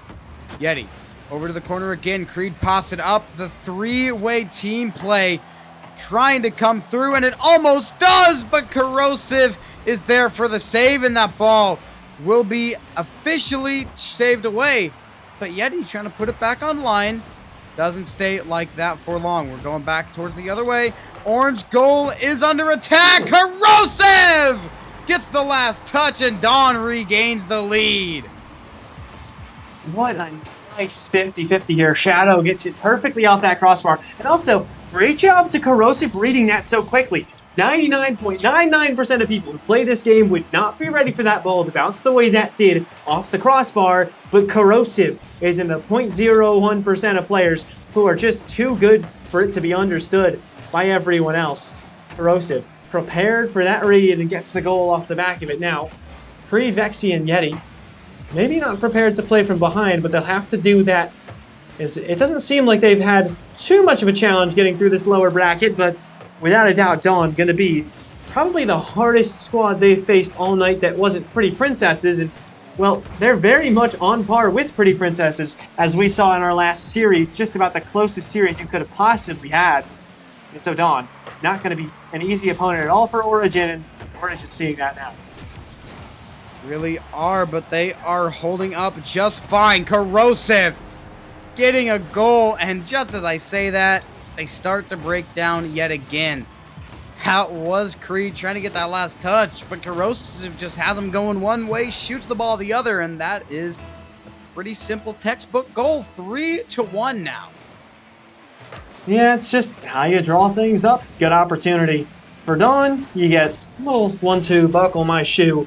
It's all the way through as Shadow now, trying to put something more, add a little extra sauce onto that burger that is this oh-so-delicious game, metaphorically speaking at least, from Dawn in game number 1. Of course, best of 3 we're back down to after the best of 5 last series. So the first game means even more than it did before you, Dawn, and well, they are in a fantastic spot to get it. However, anything goes in the last minute of a Rocket League match, so don't count out Vexy, Yeti, and Creed just yet. Yeah, definitely. You don't want to count them out because they are very skilled players, but the time is running out in game number 1. If they want to come back, they're going to have to score a goal right about now. Vexy looking to do that, but Corrosive's not going to let it happen. Creed sets it up. Vexy's a little bit too far behind, and that might waste just enough time. Vexy still putting it on target, but it goes the other way again. And game number 1 starting to slip away very quickly for Origin. Yeah, it's just a little too much too quickly for Dawn. Origin were keeping up towards the beginning, but as that game went on, Dawn just seemed to get better and better. And, well, legendary baller of Shadow, well, not the only baller on that squad. The whole team just completely balled out in that first game.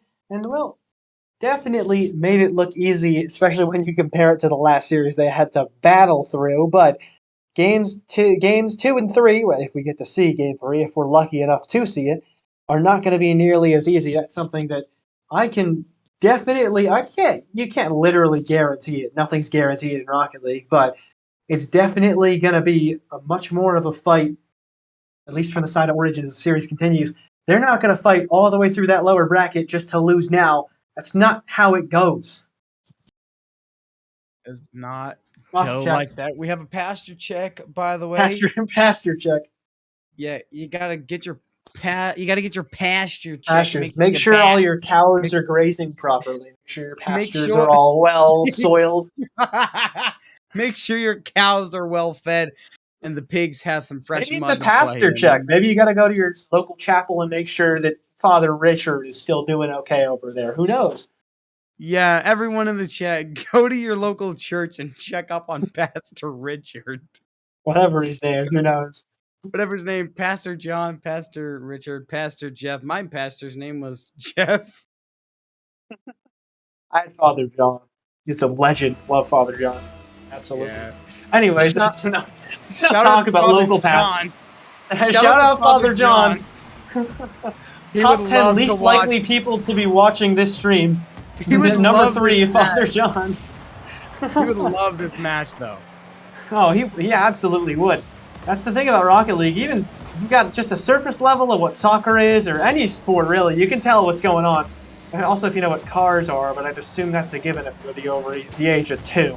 But regardless, as easy as it is to understand, at this level that we're watching now, it gets harder and harder to understand the intricacies of the game, and in those intricacies, it's been Dawn dominating through this series so far. That is, through the first 30 seconds of game number 2 and through all of game number 1. So mostly just through game number 1, as we haven't seen nearly enough of game 2, but it's off to a good start as Creed almost able to double that one up, but can't quite get that double, only able to get the one touch and get denied just after, as Dawn still holding on to that 0-0 tie. Are holding on. So far, it has been the Origin side keeping this ball in the blue half. But it will not surprise me if it gets cleared anytime soon. Yeti with a great shot on target. Modifying. Does make that real nice save, but Vexy puts it right back online. And Shadow with the booming clear, but there's no one down to follow it. And that's going to give possession right back over to Origin. Corrosive air dribbles it through. But Vexy's got a lot of boost in the tank, and this ball wants to go the other way. Vexy 58 boost in the tank and counting. And it finally gets saved away. And now it's off to the side and gives Don a little bit of room to breathe. Yeah, a little bit of room to breathe for a little while for Dawn, but all of a sudden back on the ropes once more. Corrosive does a really nice job saving away the shot from Creed, but now Shadow might have to get up to challenge that ball for Vexy. Does do so. A little bit of a double commit there as well, but that's neither here nor there as the ball, well, not in the blue half for too much longer. Demonifying touches off the roof, back down. There's Shadow, wants top right, but doesn't get what he wants. Not by any sense of the term. It's Vexy able to deny that with the save, and Creed able to almost send it on. A little off, but Shadow had that save regardless of where it went. Now Shadow wants that goal on the other end. Creed with a save, but now under pressure is a little awkward, but Yeti is able to get it away. Corrosive, try as he might, can't get it back to the midfield, and it's a great defensive stand for Origin. It is. We're halfway in, and we are still tied up at 0, but it's not going to be like that for long, as Creed just lets that one slow roll into the net, a whopping 10 miles per hour off that one. 16 kph for my fellow kilometers per hour users as well. No, I don't actually measure things in kilometers, I just like that the number's bigger. Anyways, 1-0 lead now for Creed, Yeti, and Vexy as Origin. Starting to take an advantage here in game number 2. And if we see a game number 3, that would be as hype as can be, as these two are really starting to see the best sides of both of them. And now Yeti starting to make some offense, but it gets shut down as soon as it begins. And now Demonifying, watch it! He's got back wall, and Shadow with a great assist as well. A clear down the field, right into the Demonifying, and you saw Vexy in that position. And you can only hope that God have mercy on his soul, because Vexy didn't have a shadow of a chance in saving that one. And Demonifying shows no mercy, making it a 1-1 game. Demonifying with the half-court slam dunk. Basketball fans are going to be scratching their heads wondering, how was that even possible? Rocket League, that is how it's possible. 2 minutes to go now, and with that goal from the Demonifying, we are all tied up yet again, but it might not stay that way for long. The bar down, and it's gonna be out. Still in a dangerous spot, but Corrosive will take it down to the ground. And now Creed, the slow rolling ball, trying to get away from him, and it will. Shadow's going to boot that one over towards the wall. Vexy tries a musty, but the flip does not land. So it's just kind of like a slow-rolling backflip in your car. Yeah, the classic slow-rolling backflip flick. It's a skill as old as Rocket League itself, possibly even aging back to Start BC, though we're yet to do proper research as to the origins of it. But regardless, Corrosive now ends up with the ball. Could have an opportunity off the back wall, and the back wall has been so nice to Don so far. And, well, it was relatively nice. Nobody was there to deny it, but Corrosive doesn't put one through, and that's the only stat that really matters in that situation. 40 seconds left as Vexy, just trying to possess it on the back wall. Wants to try and take this as far down the field as Demonifying will allow. Then kind of far out the orange half, as Corrosive now plays the back wall pretty well. Shadow sending it far, but Creed will deny before Corrosive can get a shot on goal, and now it's Demonifying with the offense. But as many touches as there have been from Demonifying Creed, or Demonifying Shadow and Corrosive, nothing going through yet. 10 seconds left. Nothing has gone in just yet. Vexy looking for the next goal to end this game, but he's not going to find it just yet. That one's off the backboard, sent over, and it's going to roll across the ground. That ball's going to get a little bit of grass as we go into overtime. Game number 2. And this is a win or go home game for Origin, as Dawn is already on series point. They are 1 goal away from getting back into the grand finals.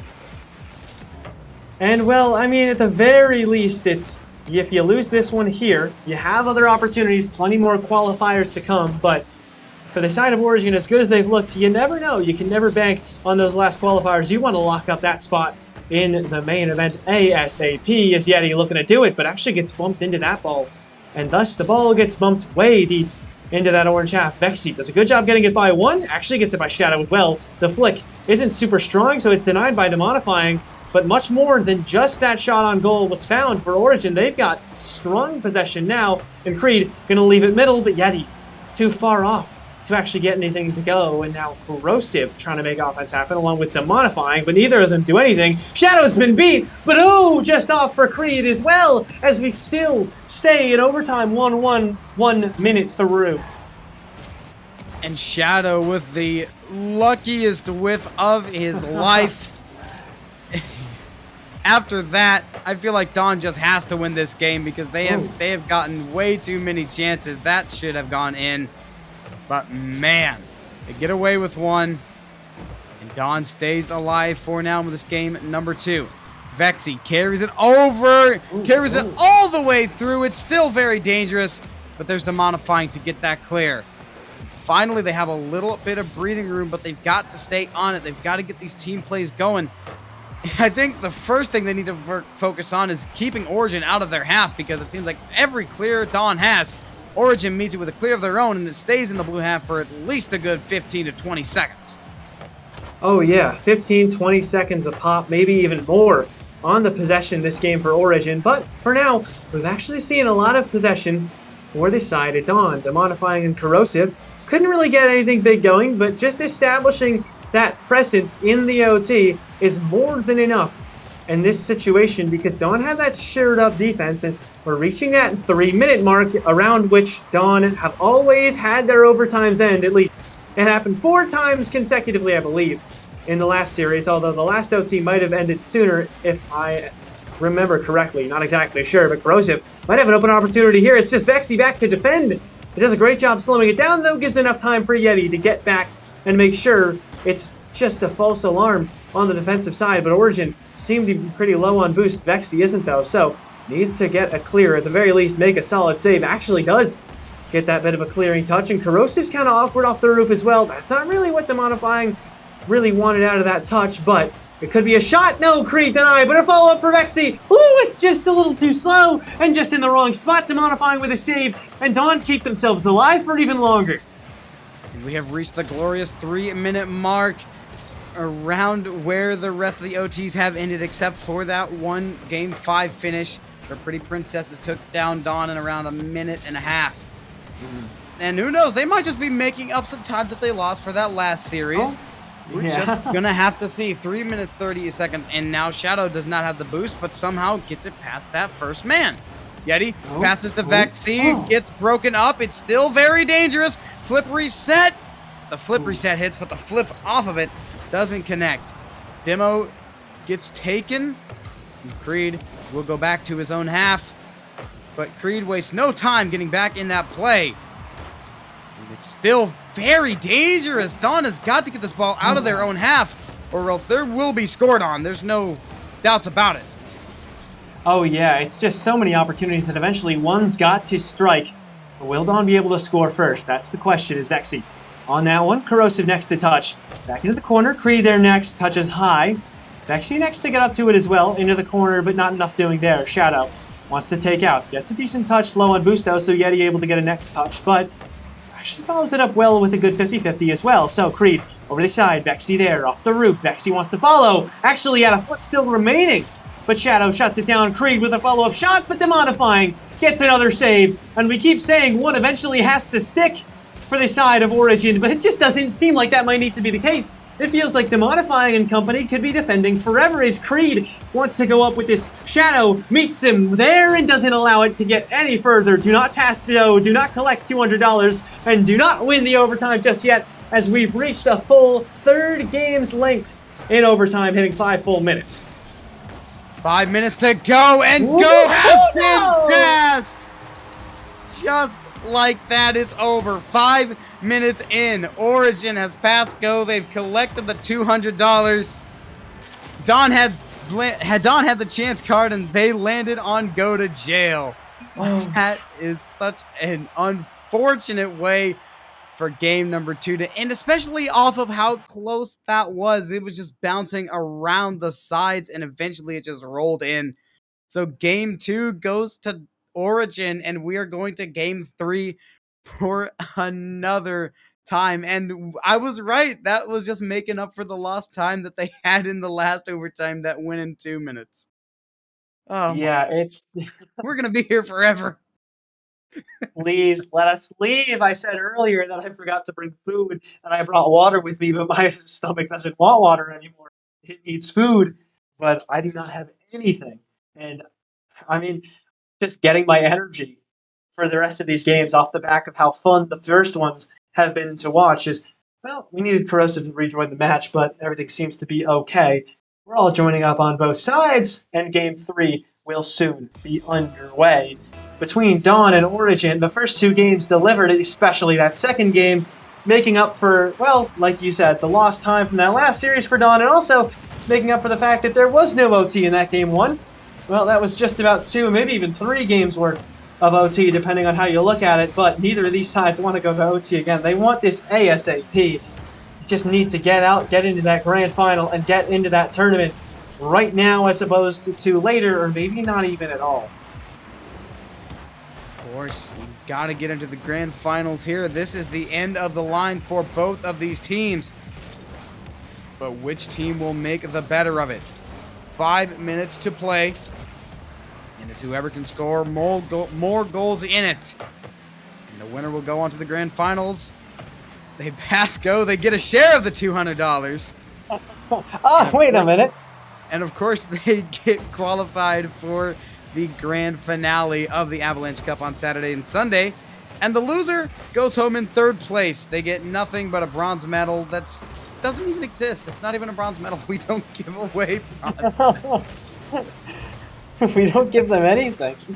Also, I didn't even realize that play on words worked so much better than I initially anticipated with the $200 prize pool we have with this qualifier. I didn't even think about it. I guess I'm just that much of a lyrical genius as Creed, trying to become an offensive genius, but it's shut down by Demonifying, who has just been such a defensive savant through this game. I feel like we keep on seeing his name in that score feed alongside the little ball with the halo over, representing those saves consistently coming through for Demonifying. Vexy, that shot had to have been saved by someone on the defensive side, but Dawn will make it work, so Vexy not able to score. Creed wants more, but now it's down to Vexy defensively, but not able to get anything our Dawn as well, and we get 2 minutes in without a goal to either team. And Demonifying gets a pass to the 3rd one, looking to be beat. Oh, the bomb! Ooh. What a huge play from Demonifying, getting it past all men. That is outrageous. The bump on the last man. He even gets the last touch. Oh my God. Name a more deserving person at goal than Demonifying. Like you said, gets it by the first 2, gets it by the 3rd, and then when the 3rd man thought they had a chance at getting back into it, Demonifying bumps them just away from the ball, and in doing so, bumps himself into the ball, getting the goal. That is just about as much as you could do for your team in that situation, putting it just out of reach for the defenders time and time again, and putting this scoreline just out of reach for Origin, but Yeti nearly able to put it back within reach, not just within reach, but actually the reach, as the 1-1 was nearly our scoreline for a moment, but now it's down to Creed and Vexy to make some offense happen again. Shadow, last man alive, depended on, but is dependent on and does a good job doing exactly what his team depended on him to do, keeping the ball away. Now it's Vexy trying to make offense happen. That's shut down, able to send it, but not really in the right direction. So could be offense for Demonifying and company, as now putting that one over. Shadow should be able to finish, but what a good save for Vexy. Vexy acting as the get-out-of-jail-free card for his team yet again. This man has been on defense so much, and it has been save after save after save. 2 minutes to go. Dawn is still in the lead by 1, and Origin need to start getting on the other team's half. Because if they don't, then Dawn are going to be in the grand finals, and we will get the rematch of the century. But we still got a little bit of time left to go. And Demonifying just causing a whole lot of problems for his team, or for his opponent's team. Yeah, Demonifying just continuing to, I guess, sort of demonify himself in the eyes of the other team, if you really want to stretch with the wordplay, but I'm a caster, that's what we do. As 1-0 lead for Shadow, Demonifying, and Corrosive. As we reach 1 minute remaining in the game, Shadow get a clear there, and even able to get a further offensive touch. Now it's to the back wall, and that's the read to boot, but Vexy, a great epic save to keep that one out and keep the game, well, within arm's reach at the time being, if we're considering arm in this case 1 goal. Vexy, Creed, and Yeti yet to be out of the game and out of the series and out of the qualifier as a whole just yet. But if things were to end as they stand right now, Dawn would be in that grand final.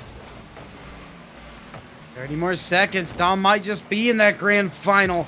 They just got to hold. They don't got to do anything. They don't got to get a goal. They don't got to get demos. They just got to hold on.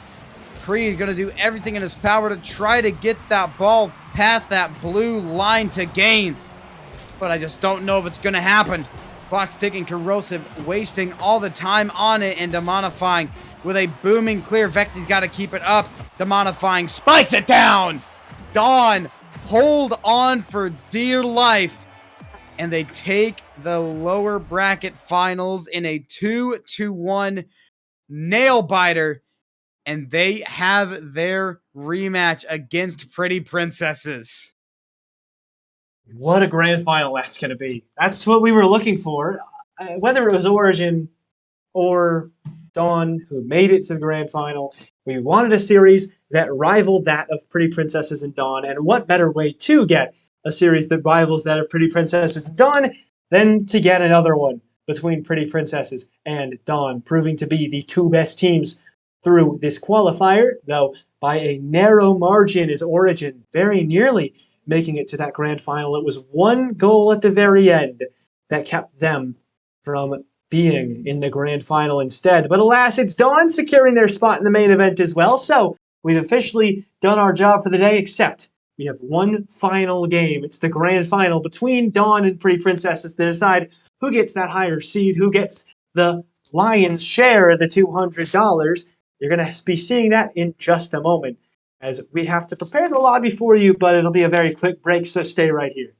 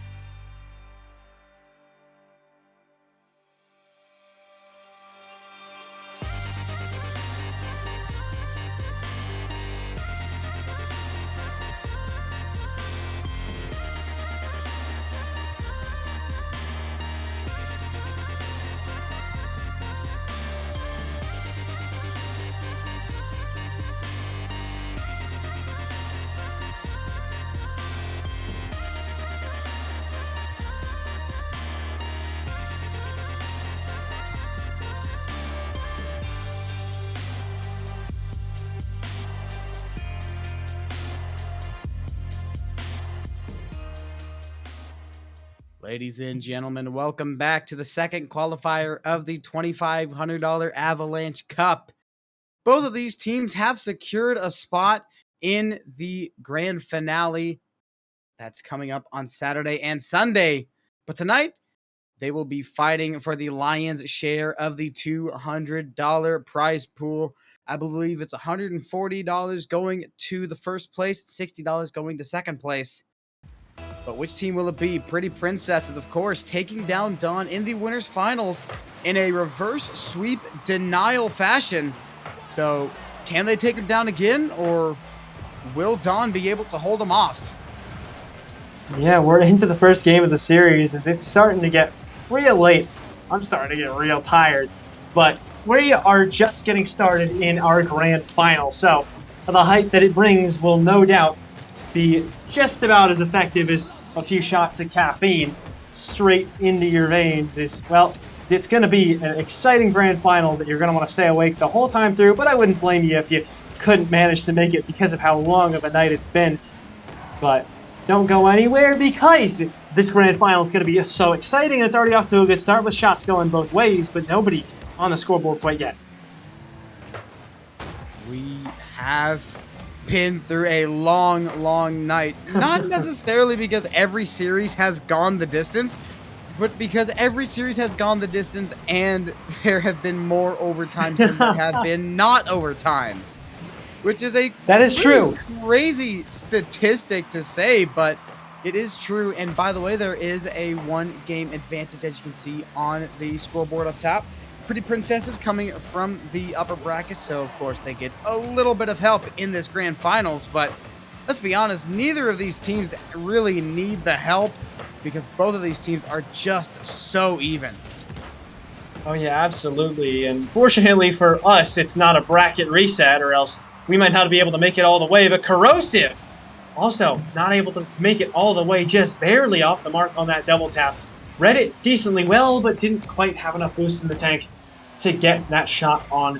And so we remain scoreless as we close in on 3 minutes left to go in our first game of the series, with Daru getting a good 50-50 on the side, sending it over to the opposite side, but Reese can't make anything of it, so it's back in possession for Dawn as Demonifying does get that pass shut down by the defense. So Pretty Princesses, they took a little bit of a hiatus because they didn't have to play the last series, but they've come back as effective as ever. They have. They are becoming the best possible version of themselves. But is it enough to lead them to a grand final victory as well as the lion's share of the prize pool? We're just going to have to find out right now. Halfway through, neither of these two teams have scored, and we might be seeing another overtime. I know we're only halfway through. It's way too early to be calling that, but I mean, with the amount of overtimes we have seen tonight, it could very realistically happen. Way too early to call it at this rate. We've just been conditioned to seeing consistent overtimes, which, as a caster, is just about the best thing you could be conditioned to seeing. But in this situation, it's been a very long one. This game as well has just been going on and on and on. It's starting to drag now because neither team is really getting anything in. It's only 3 shots on goal for both sides. Is that one a fourth for Dawn, but it's not going to be the difference maker. Still yet to set the trend of goals going in, as the defenses have been so strong so far in this grand final. As it has been a very defensive game number 1. Technically game number 2 with the advantage. But there's still quite a bit of time left to play. 90 seconds as Rocket League is like, I don't even know, 10 minutes in real time, if that makes sense. Just going to have to see which one of these teams can make it count, or will we be seeing another 0-0 overtime?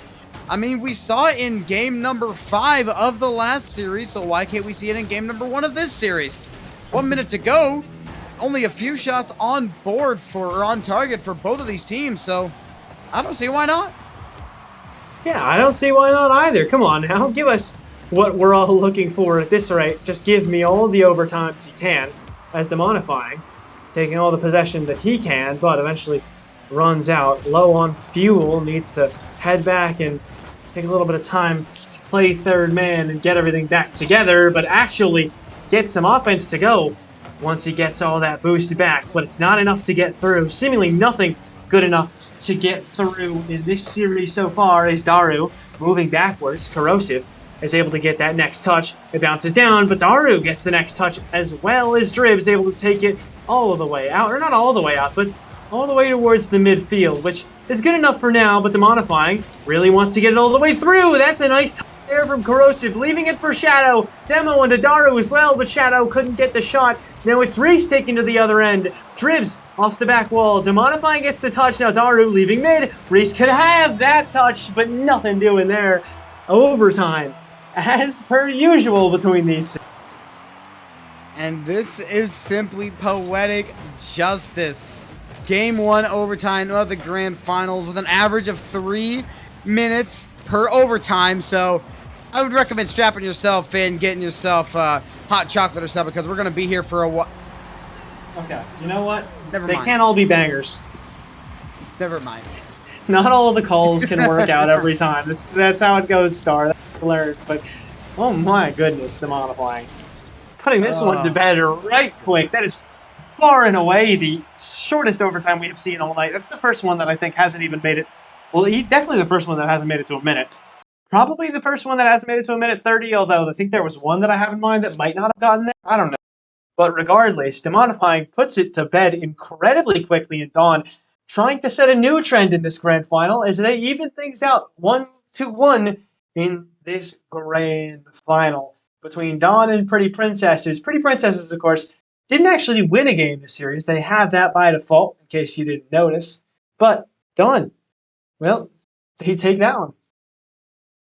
They do 0-0 going into the end of regulation, and then it is all tied up in overtime. But Dawn wastes no time taking the initiative and getting the first goal to end game 1 and tie it all up.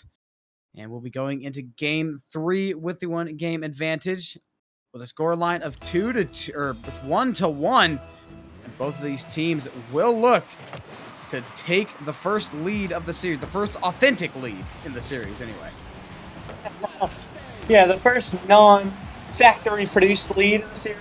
No artificial ingredients in this lead, at least. Maybe not if, I guess technically, if you think about it, if Pretty Princesses take the lead, then, like, they kind of, you forget about it. Anyways, we're starting game number 3, 2, 3, whatever you want to consider it in this situation.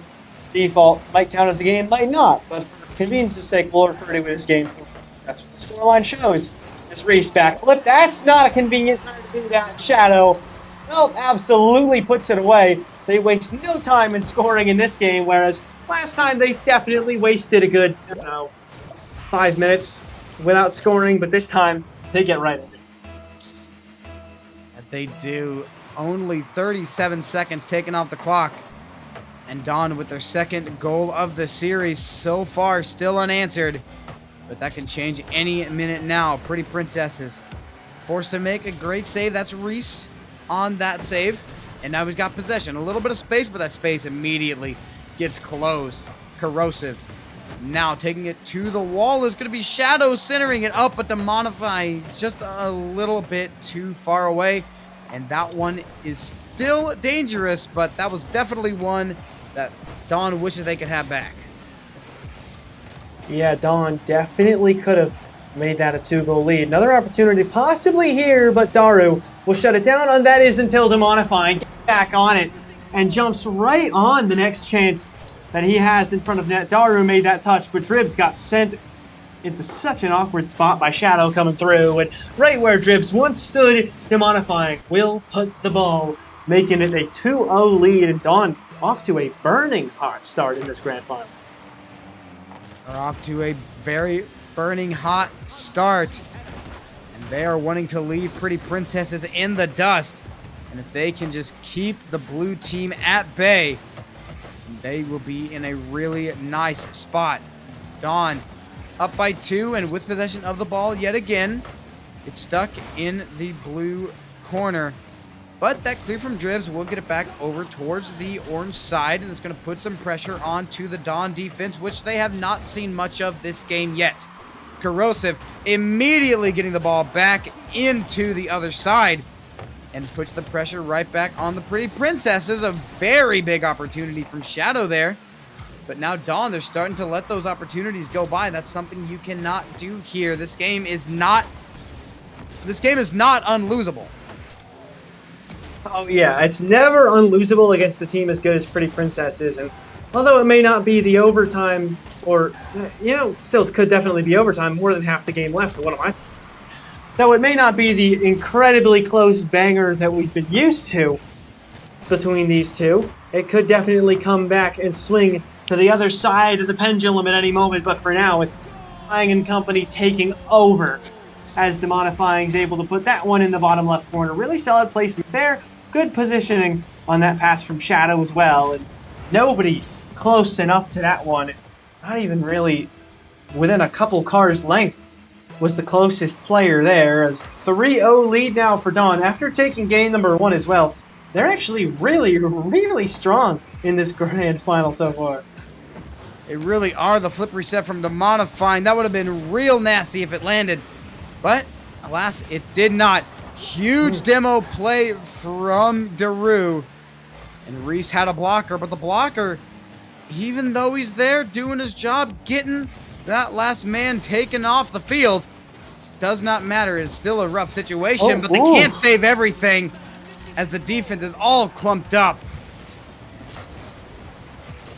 Yeah, it was just an uncomfortable spot for Don there, and Demonifying crying his heart out to get a little nick onto Reese from behind and throw him off his game, but Reese was all over that shot and all over the field exactly when Daru, Reese, and Dribs needed that goal. Reese is able to come in huge, as he has been doing a lot tonight. Reese has been a player that I've constantly been highlighting for his prowess defensively and offensively, but, well, Shadow does not like when the attention's on the other team. Takes that opportunity off the back wall and makes the most of it, as it's just by Reese, just under Daru. That was such a close opportunity to save there for Daru, but a 4-1 lead as Shadow, Corrosive, and Demonifying looks so strong. 3 goals is the difference between these two teams. With only 90 seconds to go, Pretty Princess is going to need a goal every 30 seconds if they want to come back in this game number 3. That's a great way to start it off. Daru off of the setup from Reese. That's the simple textbook pass off the wall and let that one go in. They've been doing that play since the caveman ages. All the way since back in Sark, BC, you've been seeing that one on the pitch. But I think it's notable to mention that I think, correct me if I'm wrong, of the games that we've seen on stream, as Daru actually puts in another one, so we might need to really take note of this game. It's been brought back into within 1, but this has been a habit that both the times where Dribs, Reese, and Daru collectively as a squad have scored, or haven't scored, they haven't scored at all in 2 games. Every other game they've played, they've scored more than once. They have yet to finish a game with 1 goal. So, I mean, it's kind of just notable that, like, hey, they get off to good starts. This is the first time they've gotten off to a bad start and really started to put up in a fight later in the game, as they are really making the game of this one. 4-3, 1 minute left to go. Reese trying to get a read off that one, but can't do it. Dribs and Daru, surprised they can't do too much, but Reese actually gets a shooting opportunity, but it's not immediately by Demonifying. 45 seconds left for a final opportunity to come out for the Pretty Princesses. Lillian, one thing is if no more goals are scored and Pretty Princesses drop this game, you can at least take the momentum into the next game, knowing that you scored 2 goals back-to-back, brought this game within 1, and it wasn't a blowout. I was looking at the positives, but the biggest positive they got is tying this game up. But Corrosive says not today. It's not gonna happen. Corrosive! Banger of a shot. That will be the nail in the coffin for game number 3.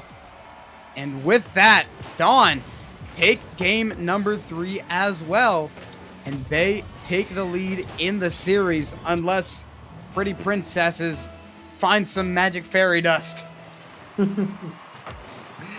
Yeah, I mean, it seems like there, Corrosive said, like you mentioned, hey, you're not getting this. It's done now. And then, did you not hear me? It is done. You are losing.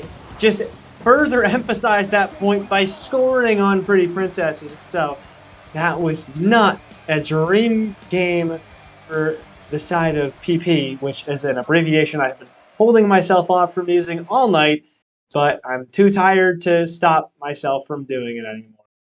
As 5-3 in favor of Dawn. Pretty Princess is still yet to actually take a game by their own volition, but that default game win means that that's not as big of a problem as it would be in a normal best of 5.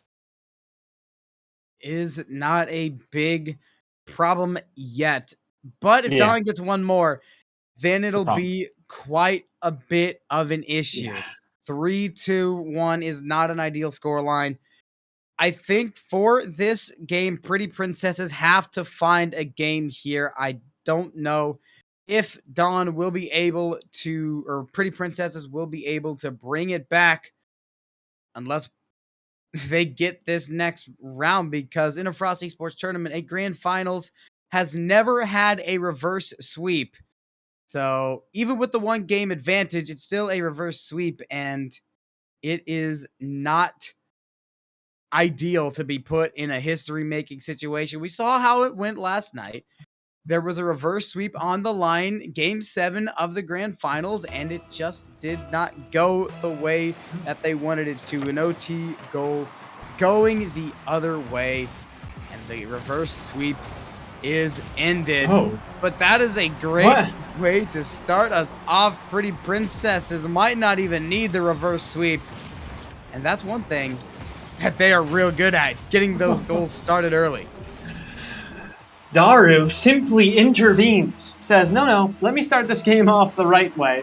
With the earliest, quickest goal that we have seen on this stream all night. We've seen some pretty quick ones, we've seen some pretty long times without goals as well, but either way, it's just such a good start there, and it's entirely off the back of 2 straight demos from Daru, and oh, wait a minute, how on earth have Dawn not scored in that situation? It looked like the perfect opportunity, but Pretty Princesses still keep 0 on the scoreline for Dawn against every expectation. As it feels like we're in the middle of a minefield with all the explosions that have been happening. These demos are everywhere. You gotta watch where you're stepping, Happy. You might get blown to pieces, just like the cars on the field. Pretty Princesses! Almost getting scored on, but in the nick of time, another millisecond, and that was gonna be a tie ball game. But it just does not go through. And Pretty Princesses managed to hold on to the lead for now, but there's still quite a bit to play. Definitely more than enough time for things to change, but at least for the time being, still the solid 1-0 lead for Dribs, Reese, and Daru, as that is all that they need for the time being. The defense hasn't looked too bad from them so far tonight, so if you want to be in a spot, where you have to rely on that defense to keep yourselves in the lead. But right now, same goes for the side of Dawn, and although almost caught out, Pretty Princesses are able to make some solid saves, but Dawn are also making good saves as well. Their defense is stepping up when they need it most, not letting this game get too far out of hand. And it looks like game number 4 is yet another banger between these two. It absolutely is. And Pretty Princesses, by far the best start they have had in this series so far. But can they keep it up? Dawn is hitting really, really hard. And I'm not sure if Pretty Princesses will be able to defend against it forever. I think eventually one of these is going to go in. It might just be this one. Yes, it will. Oh, what a tight angle from Corrosive.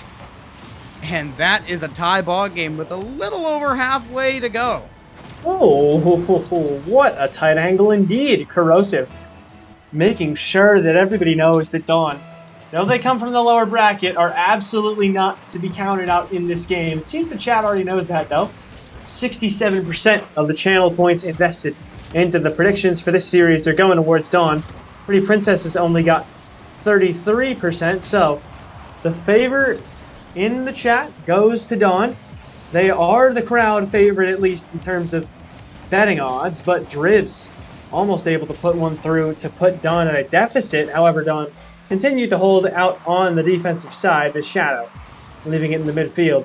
Daru has sent it over, but not much dealing with that send. Corrosive trying to make offense happen. Can't get a lot, but the modifying has free touches on the back wall here. And is going to make the most of them. Trying to send it far, but Reese intervenes, but Corrosive intervenes. That intervention says no thank you, blows it all up. and a 1-1 scoreline as we've reached one digit, or the first digit in the time is 1 now. I tried a little too hard. A little bit too much of a stretch on that. But yeah, you'll be regained. Yeah, 1 minute is now on the clock. We are in the last 2 minutes. And there's only one more digit to go until we get to that goose egg. And that's when it really starts getting real. 90 seconds to go, still all tied up. Right now, the look is a little bit better for Pretty Princesses, but we know how quickly a look can change in Rocket League. It can change like the flip of a light switch. We've seen it happen, and we're seeing it again! Corrosive! What a redirect! This man cannot be stopped. Dawn regains the lead. Corrosive, stop blowing my mind. These shots this game have been so good. That's maybe the cleanest one we've seen all tournament. I don't know. I know we definitely seen a fantastic ones through the day. Through the evening, I guess, is a bit more of an appropriate way to put it. But no matter how good they are, that is not any less good of a shot from Corrosive there, just because we've seen plenty of good ones. It still manages to stand out in a field full of bangers. It's 2-1 the lead now for Corrosive and the squad, as Dawn really started to take this advantage and run away with it. At least they've got the ability to run away with it, and they've got the ability to run away with this series if they can hold on here. Might just do it here. That's a shot. It's going to be on, but it's Corrosive making a huge save. 30 seconds to go, and this might be it. Daru taking it low. Ooh. The pass up to Reese ties this game up. 24 seconds on the clock. The air dribble was too distracting. No one was watching Reese. And that is how we do it here at Frosty Sports. Yeah, take the air dribble out. Oh, it's so flashy. Whoa, I gotta shut that down. And then sneak Reese underneath. Sneak in that second man to get that shot off before anyone on defense can actually intervene to make the defensive stand, as Dribs intervenes to make that defensive stand. 10 seconds left for Daru to try and put this through before OT, but it's not really going to happen, at least not for Pretty Princesses. Corrosive's gotten a bit of a clear, so we could see something, actually realistically for either side, but Corrosive, after that 50-50 with Daru, is just going to hit it back onto the turf. 2-2. This is a difference maker of a game right here, and it could be 3 straight in a row from Dawn in this grand final. Might just be. It's all on the save from no. Corrosive, but the bump does come in. Pretty Princesses get away with the goal and get away with game number 4, and that will tie up the series. And just like that, we have a close grand finals on our hand as we go into game number 5 completely even. Oh, it's so even, as it always is between these two, and it's always a treat. And again, that last series, it's really hard to live up to the hype that the last series brought because of how consistently they were literally incredibly evenly matched. But again, this is living up to it. We got an OT there. We've had so many close games through the entire series so far, and it's been an absolute treat to watch these two go back and forth. It's the closest game of tug-of-war you will ever see in your life, even if it's a metaphorical game of tug-of-war, and a literal game of Rocket League. But either way, Pretty Princesses and Dawn, these battles will live on for ages. Actually, we're going to see both of them in the main event, so hopefully we get to see even more matchups between these two, and even more matchups these two against the best teams in North America. Absolutely. We've got to see more of this. It would surprise me if this will be the last time these teams meet up with each other. And Dribs looking to make this meetup count. 19 seconds in, and Pretty Princess is already on the board. Already making it a fantastic start are the Pretty Princesses. Daru, a little bit of a slow start here after that kickoff, but it seems that everything's been figured out, so not much to worry about. Dribs actually goes up for that fake, and it does a good job getting Corrosive and Shadow to double commit, but Corrosive committing so strongly to every single ball and actually almost able to get that through.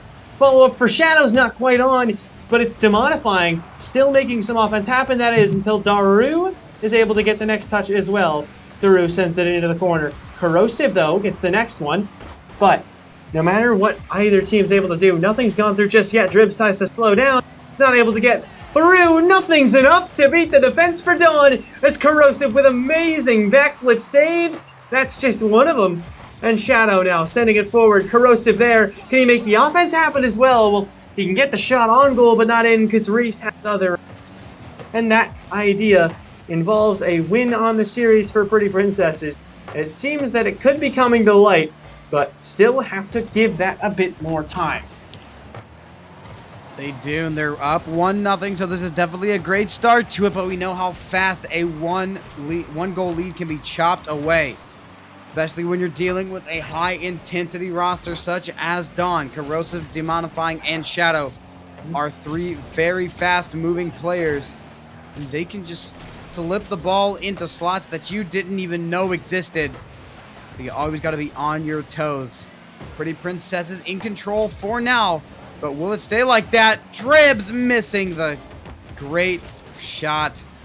A perfect setup was given to him by his teammate, but they're just not quite there to make that last shot count.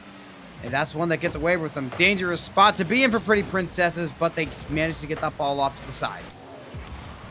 They do get it off the side to Dribs, who's prepared to take that all the way in, but several people will step in before anything gets out of hand. As Daru trying to send her it, but Shadow is going to send it all the way across back into Daru's own defensive half. Now Shadow has the ball, tries to slow things down, but Dribs is going to run straight at it and get a really nice play. Now Corrosive trying to move forward. Reese gets a good touch, but Corrosive back in the corner now. Gets beat by Daru in that one. That could be center, but it's a little Reese. And that clear might be a little too far past Dribs as well. It's not scored, but it's definitely dangerous and Corrosive. You give him a dangerous situation, and he'll make the most of it every time. He's been doing that in the grand final, and he does it again right there. Dead center of the goal, right between the eyes. That shot lands. Ties it up 1-1. Dawn looking to take series point first and qualifier point as well. This is the last series of the night, but we still have a long week ahead of us. We still got 5 more nights of this, so if that does not make you hype, and I don't know what will. Nothing. Nothing can make you hype if you're not hyped at the prospect of more of this. That's all. You were just perpetually disappointed, I would assume, because this is just about the best series that I've seen, right after just about the other best series that I've seen. And it just continues to get better and better as Reese now, dependent upon to get a touch, gets a little bit of something, but it doesn't get all the way to Daru, so it's now Corrosive taking it down the field, and that's never a prospect that you're excited about if you're on the opposite end, and trying to defend that is back into the middle, almost scored by Demodifying, but a crucial touch from Reese is made, and now they could actually get some offense going, they being the Pretty Princesses, but they shut it down, they being Dawn, and Shadow almost able to get it through, but Dribs with a great save. And the defenders showing up on both ends. Who's going to break the trend? And now it's looking like it's going to be Pretty Princesses, but the defense is not letting it happen. That's one more set up. The double tap has to come through, but that one's not going. Demodifying is forced to take it diagonally up the field, and Reese misses that ball, giving Shadow an opportunity. Gonna take it to the other corner, and the 50 is found. Daru is met in midair. The clock is ticking, but the ball's going the other way. Back on the orange half, redirect is on target! Pretty Princesses take the lead, and Dawn might just be done for. They might have just fallen behind. They might have made the crucial error that gives their opponents match point. Done for in this game. Not done for as a whole, but you definitely don't like the idea of 10 seconds left in a game where if you lose, you have to win 2 in a row. Almost opportunity there. This Corrosive got the demo, but it was a mutual demo both ways. Now to come back into it. Good 50-50, but nobody else on Dawn is there. So it would seem that Pretty Princesses have the advantage now, but I never really know between these two who's in the driver's seat. I think they're just sharing a driver's seat and both just kind of like trading off at this point. It's like a road trip between these two, taking different opportunities. Everyone's getting a shot in at the steering wheel because it's too tiring for one person to hold it through an entire road trip. You got to hand it off person to person to person. That's exactly what's happening with control of this series, and it happened last series between these two teams as well. That it did. One thing I want to mention here, the stats. Corrosive with 5 saves, which is quite a bit of saves. He's very good on defense, but Pretty Princess has had quite a bit more time in the orange half, and that caused a lot of shots, which caused a lot of saves, which looks good on the stat sheet of Dawn, but in reality, Dawn has to get on the attack more. They need to play more offensive because they cannot play defense forever, especially right now. They're down in the series. They cannot afford to play defensive here. It is the end of the line for Pretty Princesses, or for Dawn and Pretty Princesses, making the line a little bit shorter. Yeah, not necessarily the end of the line, but it would seem that we're getting a little closer to it than Dawn would be hoping for. It doesn't look like it ends in Grand Finals victory, at least if you had to guess right now. You wouldn't be saying they're the favorites, but these guys have shown time and time again that they can play some of the best Rocket League out there in the entire region, and they might just do it again. Oh my! How has that gotten all the way? You can't make that mistake. Corrosive just gets a weak touch and then doesn't get the reset. Reese and Drift's both anticipating the reset. Daru tries to go for the squishy save, but it's just popped in by Shadow. And it seems like the Pretty Princess of this game is Sleeping Beauty, because the defense was just snoring to let that one through. That was the... Oh, wow. That was a huge defensive error. Yeah, I don't know how. Yeah, I mean, honestly, Sleeping Beauty seems to be the only way to explain away that one, because it seems they just were not awake at all. No hope in waking them up. Hopefully, for their sake, True Love's Kiss will be around in just a moment. But for now, we are less than a minute in already. 1 goal to both teams. And we've got a shootout in the grand final and a team pinch save to prevent it from getting even worse for Pretty Princesses.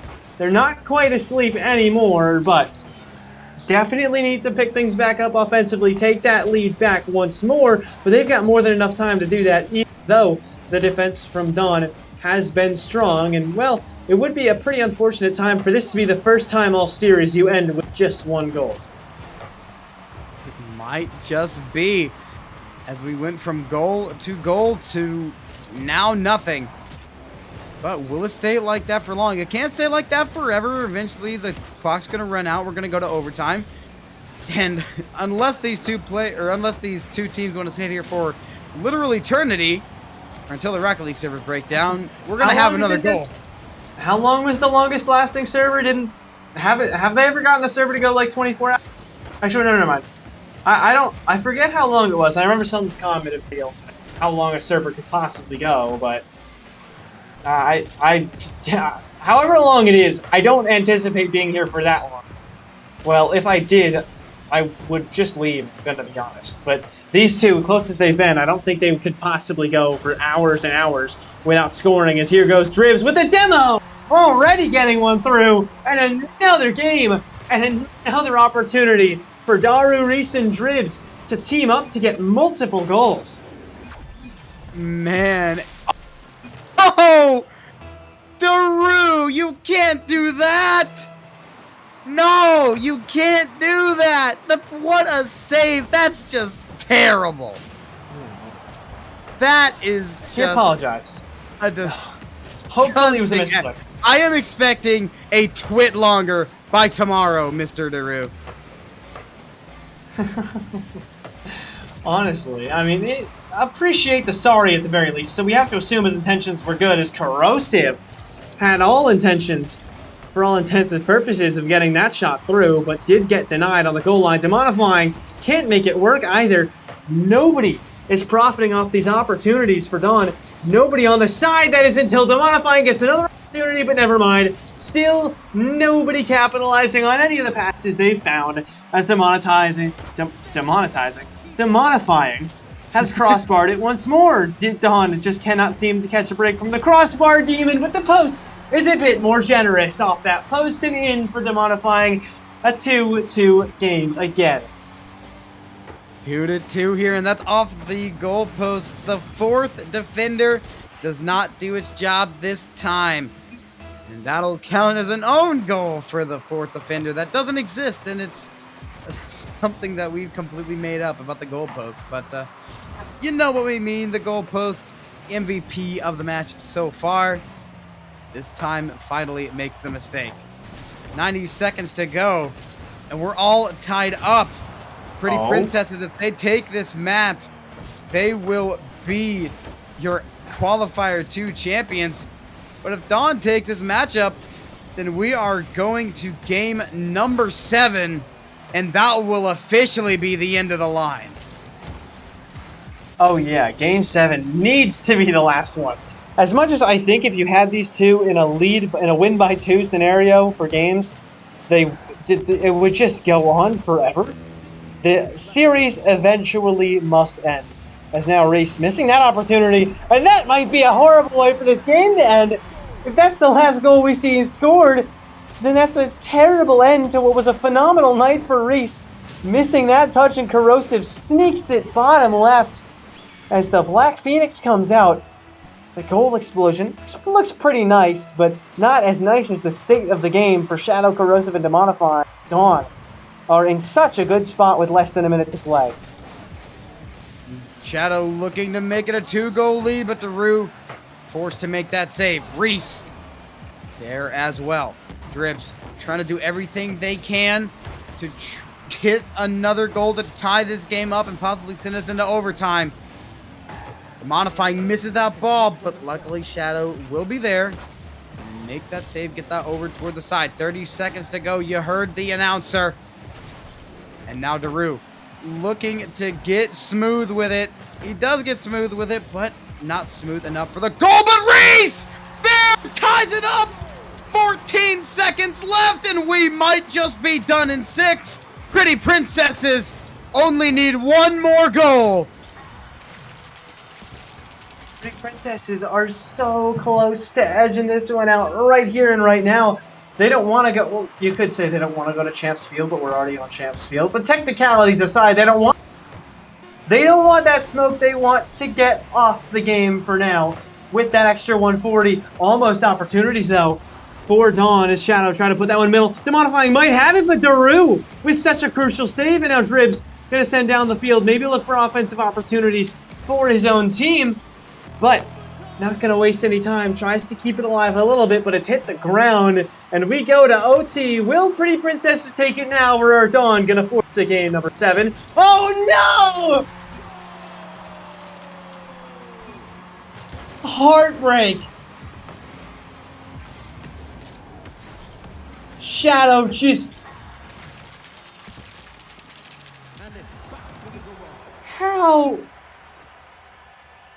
How have you missed that?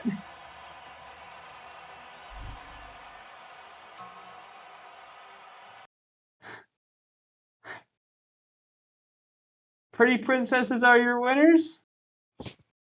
I don't even know what to say anymore. Wow. That was... That is how... That's how that ends! That's how night 2 of the Avalanche Cup ends. Pretty Princesses taking the series in 6 off of a 5-second overtime goal, off of a messed up kickoff. Dawn fought so hard all the way through. They almost had the reverse sweep on Pretty Princesses in the winners final. They barely edged it out against Origin in the lower bracket final. And then in the grand final, they were just one goal away from taking us to Champions Field game number 7. And it is a fumbled kickoff that ends the tournament. Oh my goodness. Congratulations to Pretty Princesses walking away with the $140 of the $200 prize pool. Dawn, don't feel too bad about yourself. You've got yourself qualified into the grand finale. Starts on Saturday, so you definitely got something to look forward to. And they're going to be a very scary team when that comes around because they are going to be looking for revenge. Yeah, I would say Dawn have what it takes to beat just about anybody in that tournament. And, well, they're going to be looking for revenge, like you mentioned. And Shadow, in particular, is going to be coming back with a vengeance. Because if you don't think he's just fueled after that one, then I don't think you know the type of people who play this game at this level. They are not going to let that one slide. I can't imagine they stuck around in the Discord call for too much longer with one another. That's my best guess, but whether it was Discord, TeamSpeak, who cares? Whatever. Unfortunate for Shadow, for Demonifying, and for Corrosive, but very much a big W for Pretty Princesses. So, congratulations to them. They, like you mentioned, take $140. They take the first seed out of the second qualifier. They're already in there, done. They don't have to worry about it. And so, I think that's a pretty nice way to end the night, at least when you look at their side. Definitely. And when we could not have asked for a better set of Two series, series. Four we series, yeah. we got got a couple of reverse sweeps. We got a couple of reverse sweep denials. We had comebacks, we had shutouts.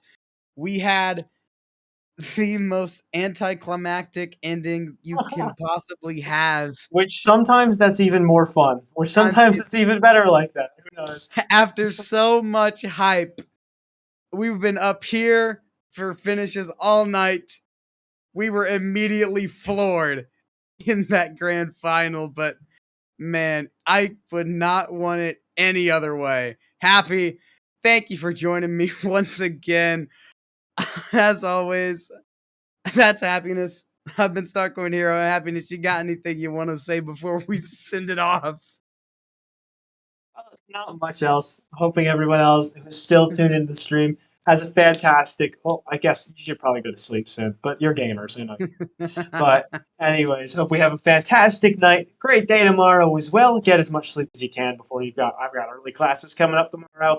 Maybe it wasn't a great idea to stay up this late, but it was definitely worth it in the end. So my name's been Happiness, of course. Along with me has been Starcoin Hero, and this has been an absolute pleasure for us to bring to you the Frost Esports Avalanche Cup Qualifier number 2. Congratulations, Pretty Princesses, and congratulations to everyone who watched for seeing a fantastic night of Rocket League. Thank you so much for tuning in.